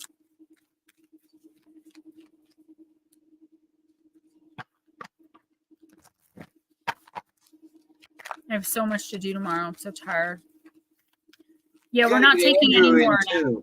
Whoever's here is here. I'm sorry, what? We have Andrew to do too. Yeah, no, I'm not saying I don't want to do anymore. I'm just saying I don't want to take anyone else who comes in, unless it's, of course, like somebody irregular. So, guys, yeah, point of view. I'm an assassin in your kitchen. Love thy neighbor. Okay, please watch those. Miss Pixie, you got the Minotaur in the upright. Inner struggle, darkness, being lost, denial, indecision, confusion, personal demons, the mind, shadow self, repressed fears, the unknown, the subconscious. Unlike many of the creatures in this deck, the Minotaur is not intended to represent a specific personality type. Rather, the dark confines of the labyrinth symbolize one's own subconscious mind within which the fearsome Minotaur dwells. This monster is the pent-up oppression that comes from the self rather than from the external threats. It is that which people keep bottled up inside Lara, either in denial of its existence or else simply at a loss as to how to deal with it. Jim, yes, she does. We all do, for sure, Miss Lara. People encounter the Minotaur when they go on a personal journey and are stopped by an internal roadblock. Lara, this is exactly what's happening to you. Yes, Raymond, thank you. When you become stuck within your own labyrinth, the Minotaur personifies the roadblock. The beast embodies a personal weakness whose existence you have kept locked away and may not even been aware of until now. It may be a character flaw, a bad habit, a traumatic memory, a shameful secret, whose confinement is now posing a problem. It may be your shadow self, those aspects of the self that are present in a person, but which the person does not wish to identify with. People are not consciously aware that their shadow exists, and when it is suddenly revealed to them, they are likely to perceive it as negative. Now, I know you understand the shadow part of ourself for the most part, so I don't think that particular part pertains to you. Drawing the Minotaur card can signify that you are currently dealing with a monster in the labyrinth of your own psyche. It can mean that you are being forced to confront something from which you wished to hide. All of us experience being lost in the labyrinth at times during periods of confusion and uncertainty. Sometimes the Minotaur presents itself most aggressively as a merciless emotional demon and must be battled head on. Pixie, in fact, every person has a Minotaur. The question is simply a matter of when they will encounter it.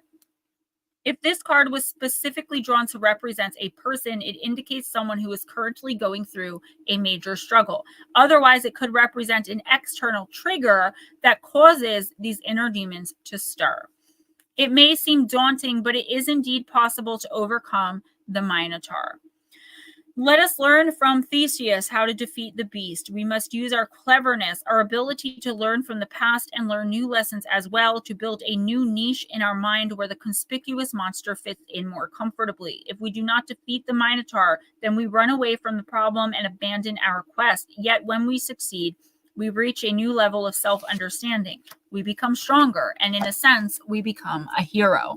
Miss Pixie Girl. You are majorly struggling. I feel like you're putting too much stress on yourself. I mean, that's obvious, right? Yeah, Joey, if anything that you've heard tonight rings a bell or resonates with you, it's for you. You were meant to hear it. Just because it's not your card, you're in here for a reason, babe. So any messages you heard, take them. Work with those energies in the next 2 weeks, okay? And hopefully we'll see you back here next Friday. I don't want to say this because I don't want to jinx it, but we never miss this stream. This This is the stream. We make sure we're here for you guys. Ghost Dragon's house burned down one Christmas, and he was still here. House literally burned down. Well, part of the house. And he was here. So, I mean, we're here. Anyway, Lara, I feel like you just kind of lost sight of everything. You had a horrible, horrible tragedy happen. And I feel like you took a step back, but the problem is you don't know how to step forward again. You were doing really well, but you still weren't. And I mean this with no judgment. I understand it, especially a lot of the trolling I've been getting lately, talking about my looks and my teeth. And I get it. Like, you don't know now how to step forward. You may have lost a lot of your connection to spirit because of this, just because grief builds a wall. And I feel like now you're questioning everything that you thought was right and the direction your life was going before this happened. Now, this doesn't have to be the tragedy. This could be something else going on that's upsetting you and adding to the stress of it. The universe is saying, like, personally for you, your team is like, she knows how to do this. Like, knock, knock, Lara, wake up. And not in a mean way, just like, come on, girl, you could counsel people on how to do this. People would come to you asking for advice on how to find their way through the labyrinth and battle this thing. And we can never get rid of it because it's a part of us. It's a part of self, but we can put it away. The universe is asking you, Lara, to keep moving forward with your goals that you were working on before you got stuck. That's the only way to defeat this darkness, is to continue moving forward and winning. If you stay stuck, stale, and stagnant in an emotional labyrinth or a mental labyrinth, you're not going to possibly be able to move forward. This doesn't mean don't mourn or forget what, or like walk away from what's being done to you or what's been done, but it means you still have to move forward and go on. And while the universe, I keep hearing like there's no rush, I just feel like you lost so much momentum that you really, really need to try to put yourself back out there for your goals and your dreams. So whatever is most important to you, whatever you do that you love, that makes you the happiest, you have to get back to that, even if it's small steps. I also think in your like career, I don't really know, like, I want to say with like YouTube, I don't, this isn't about my channel. I'm not trying to make it about that. But there's something here where like you're supposed to just keep pushing forward. There was an amazing opportunity, right? Oh, Joey, absolutely. One flying monkey a day and only one. Yeah, I feel like you need to just shut that down. Like you're vibrating so much higher than that. And that's what the universe is like. They're trying to give you downloads on how to work through this faster because you're missing opportunities. And it may be okay, but you're not supposed to miss them. That's the problem. You are, and I don't usually say this, but you are so much better than something that's going on here that I feel like to say it wouldn't be like bad. It's just stating a fact. Please love yourself and know yourself and put the shadow away. You can unleash the beast at any other time, but right now it's the last thing you need is to be angry and bitter and spiteful. I'm not saying you are those things, but that's the energy that comes with this card. So if you're not these things yet, there's a chance you could be, and that's not you. You're beautiful and vibrant and light and amazing. Don't let this haunt you. You're better than it.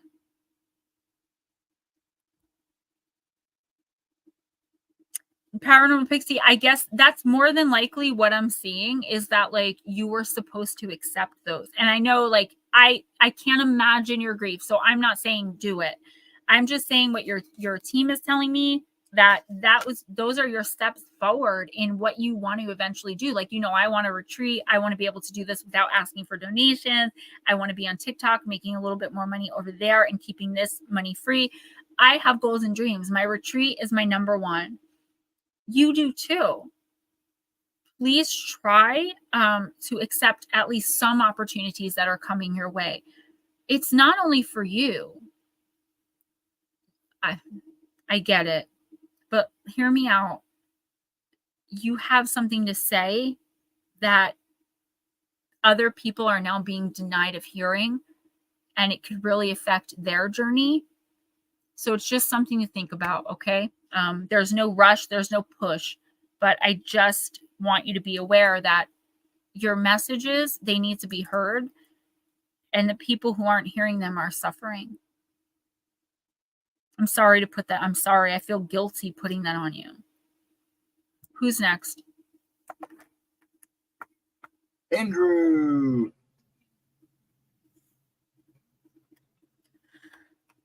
Nomeo, I'm going to use deep, dark, and dangerous.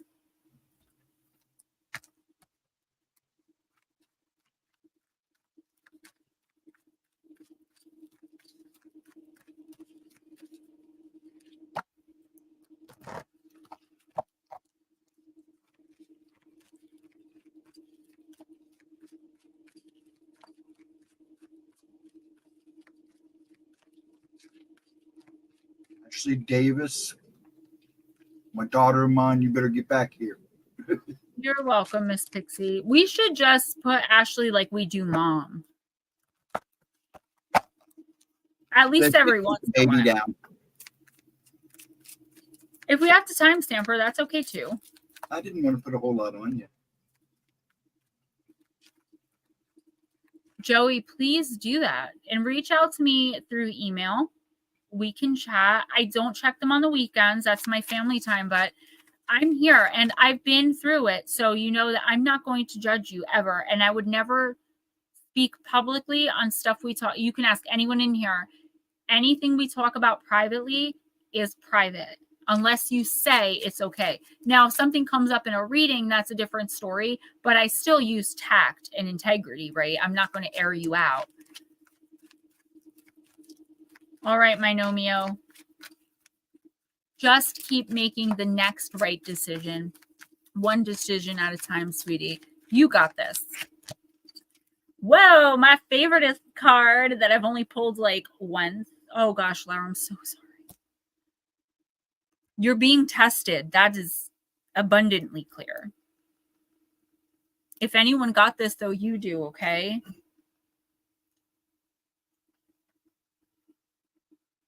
Your strength is really being tested right now. Yeah, but it's for a bigger purpose. I promise you. I know you can't see that right now, and I don't blame you. Joey, if you want to email me, I'll check them on Monday. I do have Signal. I know you're in Ireland. We can't text. I have Signal. So maybe we can work out something where we can text that way.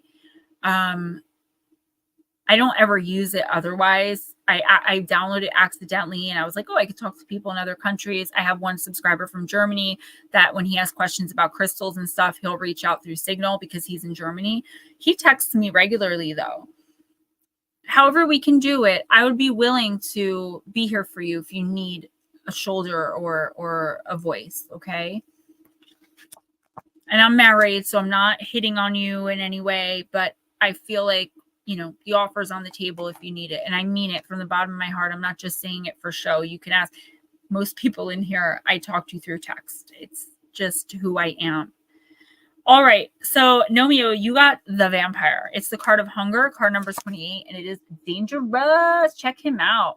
He's loving it. I'm going to come back and watch this and cringe when I sing. All right. We got to end very, very soon, but we'll get everyone done. Card number 28, the Vampire, the card of hunger. Nomeo, beware of those draining your energy. Seek equal relationships. Think before making a serious relationship decision. You should not let your desires get out of balance. Addictions must be acknowledged and healed. Know what gives you energy and what takes your energy away.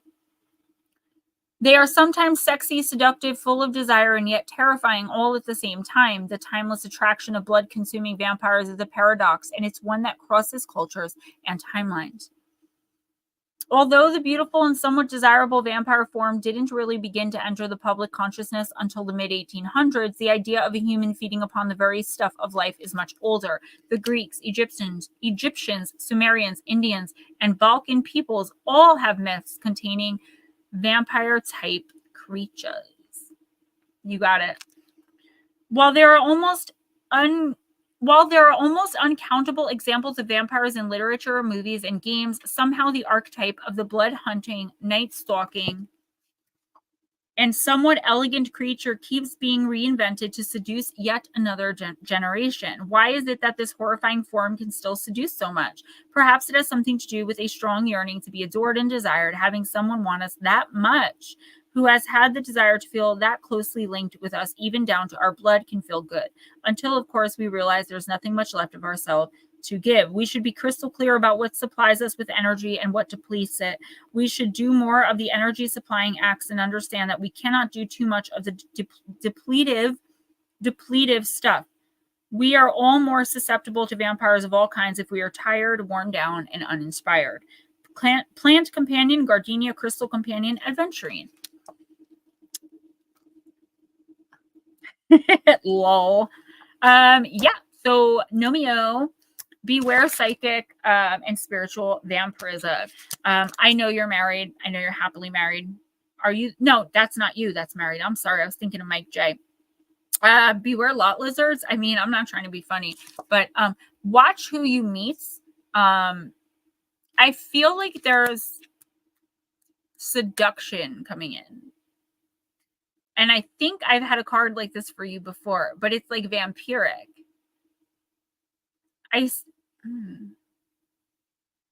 If you're dating, if you meet someone, just be careful. Get to know them. I do feel like there's an imbalance where like they're not healed. There's someone coming into your life that's attractive but unhealed. And I feel like as light workers, we are attracted a lot of times to the unhealed because we're fixers, we're healers, and I don't want you to do that.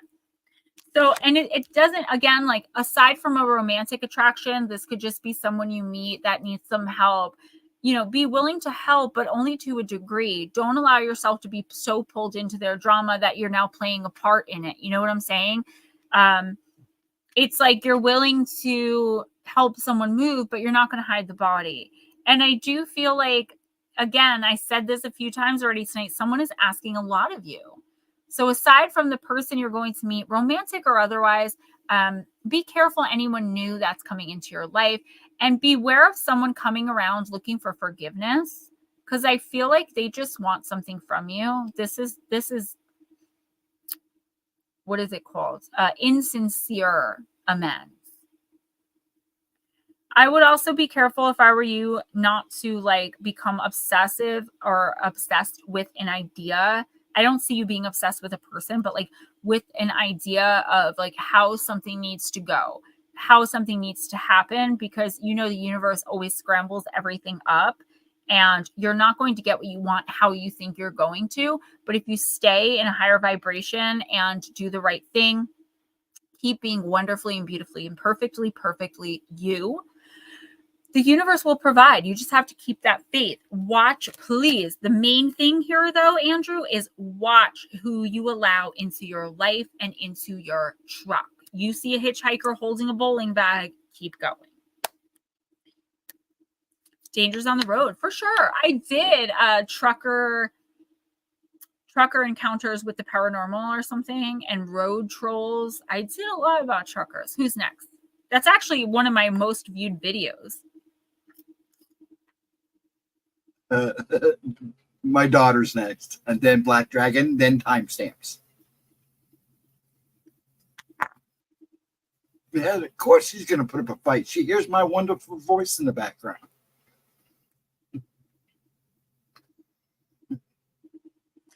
All right, baby dragon, we're going to use Fairy Forest.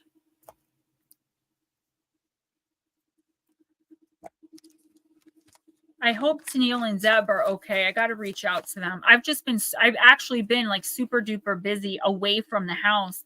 Tomorrow I've got a full day. Again, I've got to get, so the little boy who invited my son to the birthday party, it's at a karate place, and he has a twin. So I have to buy 2 gifts. And then my sister's grandson turns 1 on the 16th. So we're doing his party next Wednesday. I have to buy a gift for him, but I also am getting a gift for him from my oldest son and his girlfriend because they don't have a lot of money. They're giving me a ride there and back. So I gotta get a bunch of gifts. And then Father's Day, for Father's Day, it's like, I'm not going to go by how I was treated on Mother's Day. I'm going to still be a good person.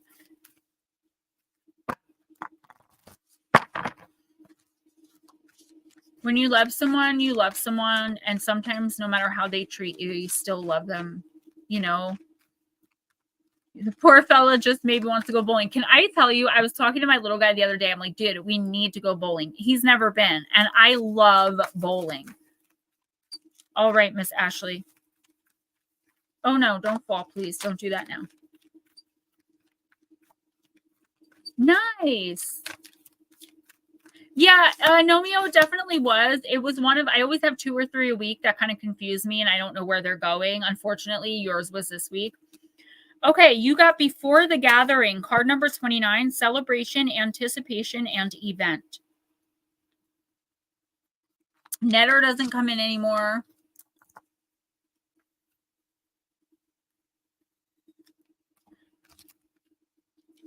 Baby Dragon, for you, dear one, a celebration is coming. A time to acknowledge the markings and passing of the great turns of the wheel, and for you to gather together with friends, relatives, and significant beings and ask them to unite in a common cause of joy for what has been achieved.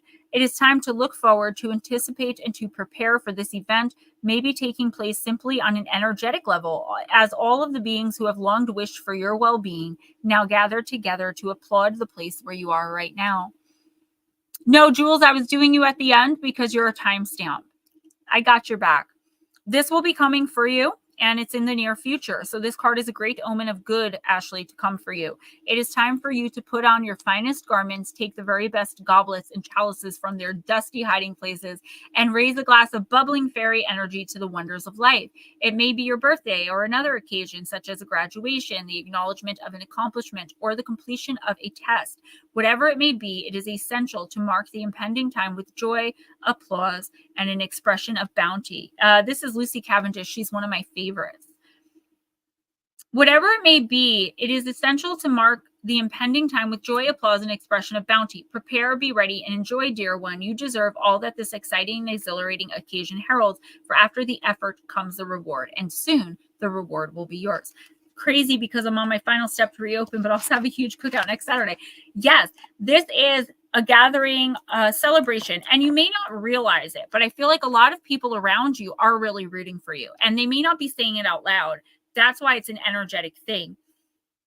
You're going to probably at the cookout feel the energetic connection of everyone around you who are just like proud of you, rooting for you, and wanting to help in some way if they can. So one, don't be afraid. This is a great time to ask for help if you need it.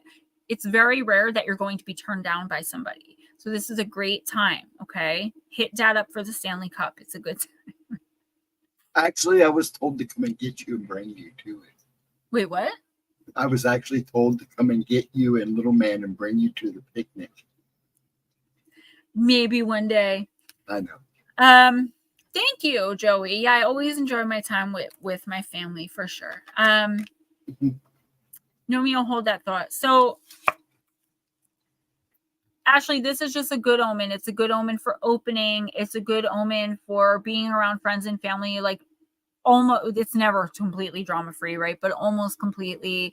You're finally not being sucked into everyone else's mess. You may have a handle on something going on in your life coming in soon. So something that's been very problematic that you've been really struggling with, in the next couple of weeks, it's finally going to become clear, or it's going to be activated inside you to be able to move outside of yourself and do this. So you definitely got this. This is a great card. There's really no bad news here. It's all good on the up and up. Cramps. Father's Day is Sunday. Happy Father's Day to all the daddies out there and the mommies who have to be both. Nice.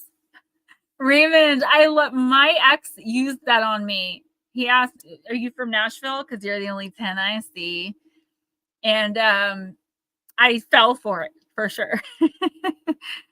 He's gone now. He left us, but every time I see that, I hear it in movies or like on YouTube, I laugh, I giggle, and I think of him.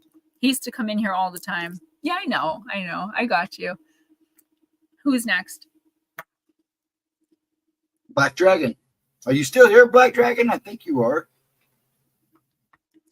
Let us know. Because you're last, and then we do timestamps.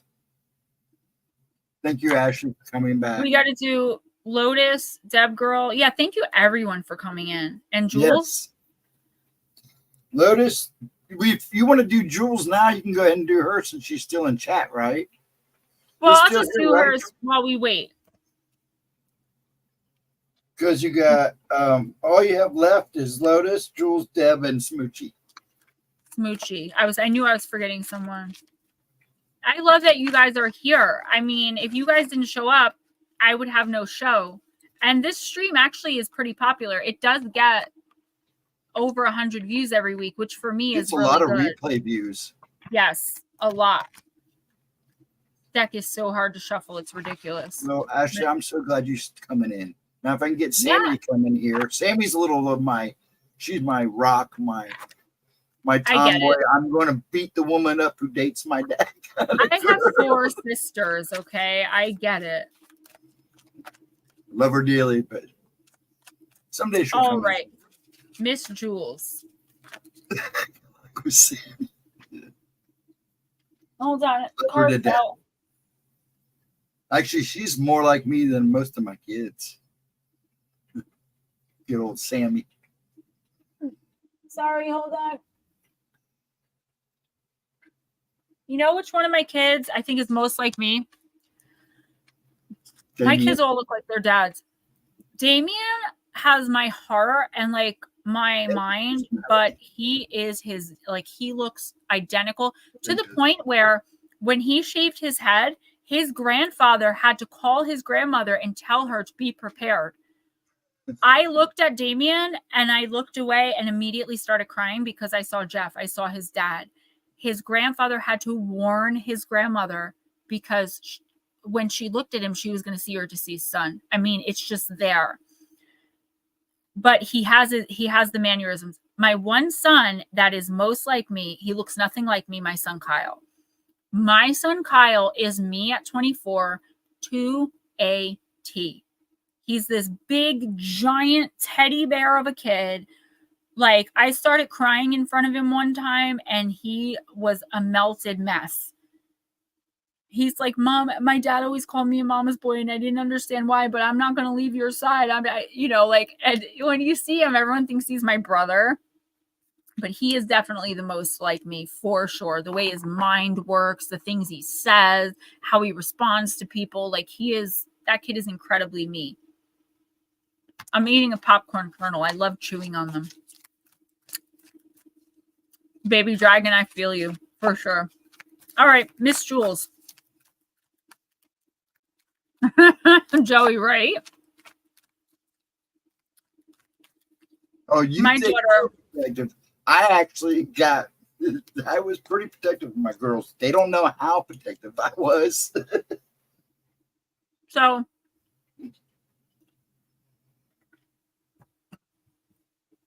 through a series of unfortunate events that ended up very fortunate. Okay, it's stuck in my throat now. I have a daughter, and I gave her up for birth gave her up for adoption at birth. I met her for the first time when she was 12. She's going to be 16. She has her first boyfriend. I'm not happy. Seems like a very cute kid, nice boy. But that's my daughter. And for reference, she's the only one of my kids that looks like me. Okay. She is my identical twin. Only she's more beautiful. She definitely is more beautiful. Oh, and Damien let him know that she had a brother. Damien, those two are so close. It's so sweet. Yeah. She's exactly like me at that age too, which like for me is like, she rolls her eyes. I'm rolling my eyes. All right. Miss Jules, you got the Orunga and the upright. Yeah, I know, right? I would love to be 16 again, but I would love the knowledge I have now. Like, I would love to love myself at 16, and I would love to know my worth at 16. You know, I think all the abuse and horror that I was put through in my 20s and my late teens, I could have avoided completely, right? But then would I be who I am now? You know? I don't take anything for granted. Everything happens for a reason. What card is 65? Wow. There are so many cards in this deck. Okay. Come on. 64, Hexanicola. Who can even say that? Okay. Jules, no matter if you see the Orunga right side up or in the reverse position, you must reshuffle the deck and draw a different card. The card you draw is about them. It's not about you. So read it to gain more understanding about what's going on with another person for whoever this other person is in the situation at hand. The Orunga likes to come to you when the problem in the situation at hand is more about the other person than it is about you. All right. Never had this happen before. You got the Ugan, card number 21. I offered because I write rap. We're working on it. I'll post it on my YouTube when it happens. Jules, I never had this happen before, but all right. So now you got the Ogun. If the Ogun has appeared to you right side up, rekindle your warrior nature and channel. This is definitely about you. And channel that energy in a conscious and effective way. Many people, especially those looking to create and live in a world of love and kindness, have immediate resistance to that idea. This makes sense at face value, but a world that operates according to love depends upon integration rather than separation. To separate yourself from your own warrior nature and from the qualities of a warrior is to resist integration at an internal level. If you still have resistance to this idea, remember that certain people love to offer love and kindness to those who harm them, but from a place of moral and even spiritual superiority. And when this is the case, such people are already waging war. They are already on a power trip, albeit a covert one. This situation calls for the qualities of a warrior: awareness, confidence, discipline, courage, bravery, will, relentlessness, forward movement, solidness, strength, aggression, response, speed, commitment, protection, defense, initiation, action, cunning. I can't stand the woman who wrote this, Teal Swan. She loves to hear herself talk, and you can tell. The choice to act for the greater good and a willingness to fight as a last resort. Own your warrior self and its qualities, and then use them as a resource in the situation at hand. So the first card said this is about someone else. I don't think so. I really don't. Jules, you have separated from your warrior nature.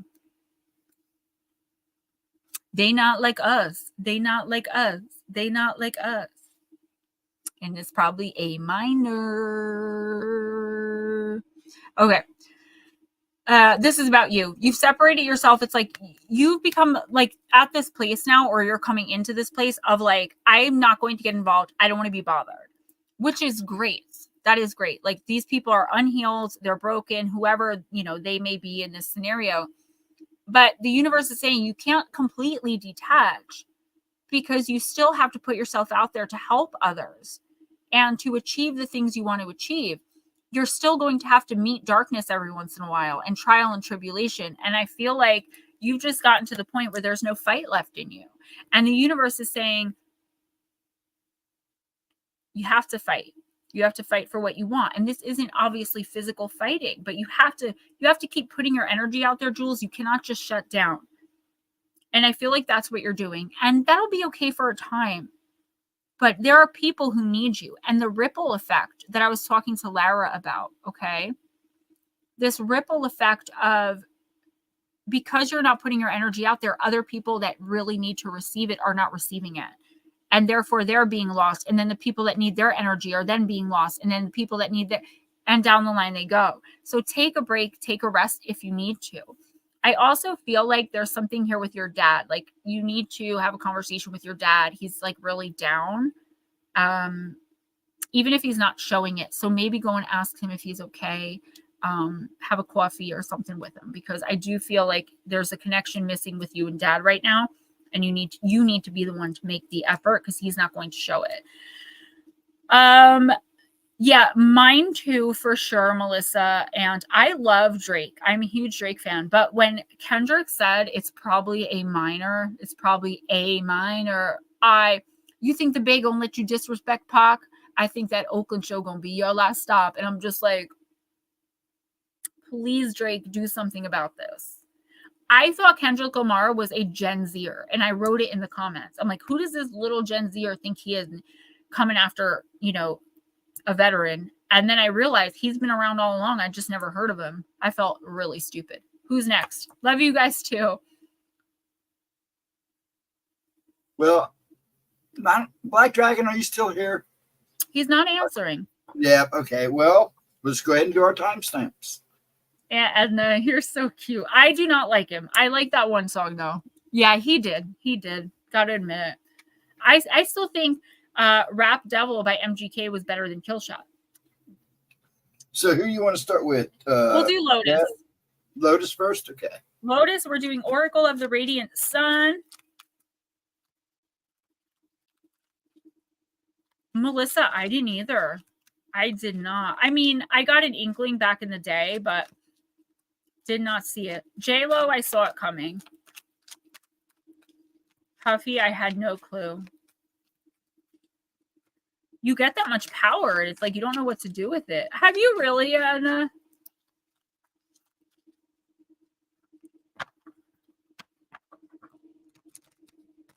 I am okay, Jules. I just get restless because I've actually hadn't got up this whole stream. Usually I have to get up. And if you need to get up, you're obviously good. Well, I'm not going to get up with you. I'd have to turn everything off. Anyways, no, I'm good. I'm just getting antsy. And it's good because I've enjoyed this night. It was a very good night. It's been a good stream for a while. Did Tiddler? Me and Mariah go back like babies and pacifiers. Hey, dirty, baby, I got your money. Don't you worry. I said, hey. Guys, please don't get me started. All right. Lotus, you got the sun in Aries. I know you're a Leo, but this is your energy for the next 2 weeks. Sun in Aries people have a strong psychological drive to prove themselves through direct action, not satisfied by just talking ideas through. They are impatient to get on with what they are doing and doing something about them. These impulsive qualities sometimes indicate the possibility of errors of judgment, but this personality type even finds getting out of a jam a fulfilling challenge. In fact, Sun Aries people come into their own when faced with a challenging project. Run-of-the-mill activities do not bring out their best talents of people with this planet sign combination, and finding themselves in this kind of situation, Sun Aries people do their utmost to bring about a change. These personalities have a strong will and much vitality and self-awareness. This can be helpful if one is forced to take the lead when such qualities can find expression. But the person described by this card usually makes mistakes in acting immediately. Taking extra time and putting thought into it will help. When dealt in a reading, this card shows that the opinions and wishes of others do not easily sway the questioner and indicates a strong determination to maintain his or her own course.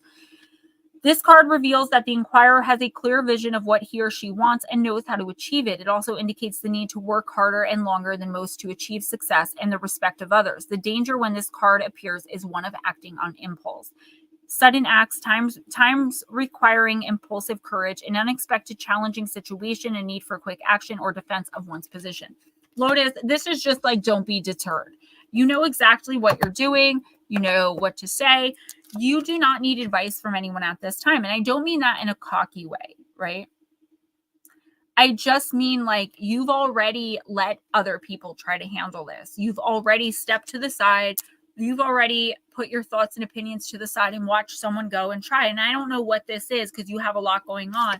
The fact of the matter is you have thought this through. Even though what you're about to do seems like, oh my gosh, that's crazy. Even though like what you're about to do may seem impulsive to others, you know that it's not because you put the thought and effort in. So whatever you've been brewing, whatever you and your team have been coming up with in here, the downloads you've been receiving, working through, maybe even writing out, you've got so much, you've got a plan. You have not really been telling anybody much about it. If you don't have it yet, it's coming in the next 2 weeks. Don't talk too much about it. When you put the plan into action, it's going to seem extremely impulsive to the people around you. You don't need their input. And I'm sorry, even Porky, I think it's like, you know what you're doing. And it's not to be mean to him or rude. Like, he's smart. He knows what's going on. He's going to help, but he needs to play a background role because you are the one that is going to get whatever this is done most efficiently. It doesn't mean he can't get it done, but it means you've already plotted, planned, conceived this idea of how to do it, and you're just, without even really talking to him, you're just going to bang right into motion, and you can bring him into it. But watch who you talk to about it. I tell you this all the time. Don't tell anyone your secrets, your plans, anything like that, and just go with what you want to do. No questions asked. Don't be deterred. Don't be talked out of it. Don't like stutter with it. Just do it. Deb, we're going to use the wisdom of the House of Night. Your girl is hungry, tired, and needs a shower. Sweet dreams, guys. Be safe. Whoever's leaving, Mike.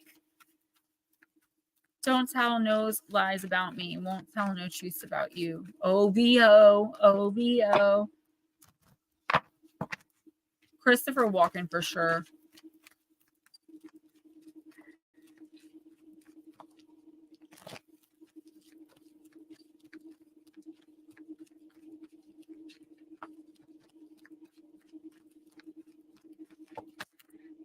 Movement. Deb, I think you pulled this card before recently too. Somebody did. Card number 29.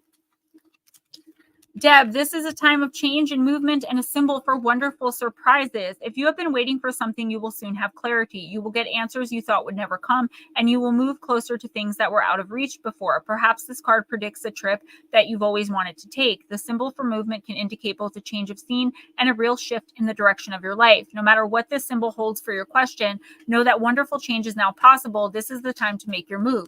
So I kind of just set it to Lotus, and this is like an overall theme. The last cards always seem like very together, like connected, but we are all interconnected. Everybody on the planet is through source, right? We're all connected to source, therefore connected to each other. Deb, I feel like you might need a change of scenery. There's something that just isn't working for you right now. I don't feel like it can't work or that it shouldn't be a part of your life, but I feel like it's taking a lot out of you. You need to do something for you. Take a step back, see what the other people or the other person in the situation is doing before you make your move. You're over giving, you're overdoing. And I feel like the other person or people are so used to you doing this that they're not even being very appreciative anymore. And I'm not saying they're a bad person, right? Or bad people. I just feel like they're used to you playing this very significant and large role in their life, and they're not considering the effort you're putting in. You need to take some time for yourself, think things through, and have a chat with them and let them know, like, hey, I don't have to do XYZ. I do it because I care about you. I do it because I'm fulfilling my role in this relationship or this friendship or whatever it is. But I'm not going to be taken advantage of, taken for granted. Deb, I think you need to stand up for yourself a little bit, and not because anyone's bullying you. This isn't like a terrible, horrible, torturous situation, but I feel like someone is just not appreciating you and you're getting pretty tired of it. I feel like I know for a fact you've put a lot of extra effort into getting rid of the addiction demon, to closing the portal, to everything, all the work that we did privately that you gave me permission to discuss. It's like, I'm sorry, but there needs to be an acknowledgement, right? You didn't have to put all that effort in. You didn't have to do all that. I think it's time you pull your energy back a little bit, see what the other person or the other people do, and really think about where you want to go next in your life. Did you rush into something? Did you get caught up in the moment of something, and now you're in a situation, you feel trapped or stuck or unappreciated? I do feel like it could be fixed, at least for right now. So do your best to really think things through, talk it over, and move forward in whatever direction you want to move in. If you're given the opportunity to travel or to go on a staycation, definitely go. Don't turn that down. You need it. Who's next?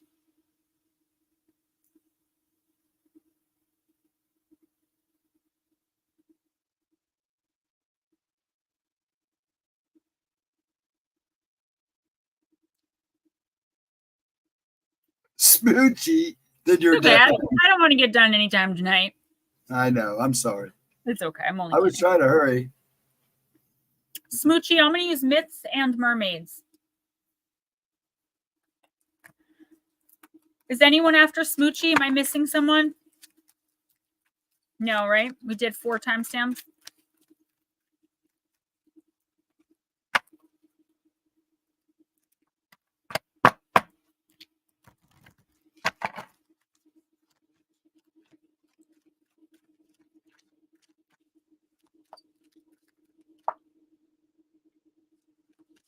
All right, Smoochie girl. So there's only going to be one video Monday, guys. Love to Death, the Lauren Dunn Astley murder, which was a result of dating violence among teenagers. I have the Soul Purpose, Past Life, Let's Discuss video. I'm just not finished with it yet. Okay, so bear with me. Like I said, his last day of school is Tuesday. So I really have to work on a schedule with him. Miss Smoochie, you got a certain slant of light, card number 28. And I'm already hearing it depends on the way you look at it. A pensive mermaid lies in her grassy pond, waiting for an answer to come to her. A grand light shines from above, illuminating her and her surroundings in a moment of divine insight and understanding. You already know the answer to your current problem. It's in plain sight right before you, but you're being too stubborn to admit it. Relax and admit that you may have to go in a direction you don't want to or do not like. It's not weak to back down and realize you were wrong. Actually, it's mature to admit mistakes. You can then continue forward with your head held high. Yeah. All right, Smoochie. So what I want to say is this depends on how you look at something. So there's I don't want to say a blessing, but there's a blessing in disguise here. You're looking at, and I'm not saying maybe it's not the most horrible thing in your life, but there is something going on here where if you really think about it, it can end up working in your favor and being really good for you. Okay. On a different subject, I feel like you know what you have to do, but you don't want to bring yourself to do it. There's something you need to say. You definitely need to apologize for something. Or at least acknowledge that a mistake was made by you. Then fix it, if possible. If not, do what you can to try to let the other person see that it was a mistake.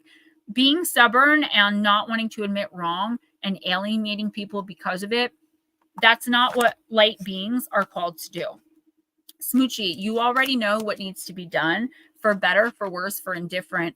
I feel like it is a painful decision you're going to have to make.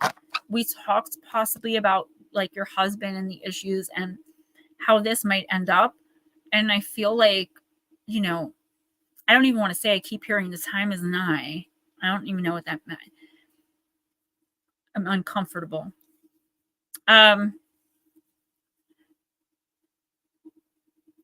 The answer is within you. I would start like writing, just like writing down your thoughts and your feelings, and make sure that if you need to apologize to someone, you do. Even if it's someone you really don't like apologizing to. Like I have someone in my life that never says they're sorry. And when I say I'm sorry, they either tell me I'm not sorry, or they go, well, you should be sorry because, and then lecture me about what I did, even though I just acknowledged what I did and said I was sorry. Don't be that person. And if the person doesn't want to accept your apology, there's nothing you can do. You have to move on, but the universe wants to see you make that acknowledgement. As far as the other situation, you have to make a really tough decision, but it is your decision to make. Don't let anyone else make it for you. Don't let anyone back you into a corner. Stand your ground. Don't let the pain blind you to what other people are trying to convince you to do. Because I feel like you have a different idea than everyone else does. You're intuitive. You got this. You got the download. It's up to you. Do not be persuaded. Do not be, what is it called? Oh, what's the word? Do not be, the only way, I don't know the word, but don't be swayed. Like, don't be convinced to do something a different way than how you know to do it. Guys, I love you all tremendously. Stay tuned for Monday. I'll see you guys next week. And I'm just so worn out, drained, and tired. I'm just going to say goodnight. I love you all. Thank you to all the new people that came in. I hope to see you again next week or in Steven's streams. I do ghost in there a lot. Y'all just don't know. Love you guys so much. Thank you for building me up. Thank you for building each other up. You are beautiful, beautiful people. And I hope you all can see the beautiful amazingness of who you are as individuals, and especially as this group, like I do. Ghost, I'll message you later. I'm going to eat and maybe hop on Fortnite. Don't know. Love you guys.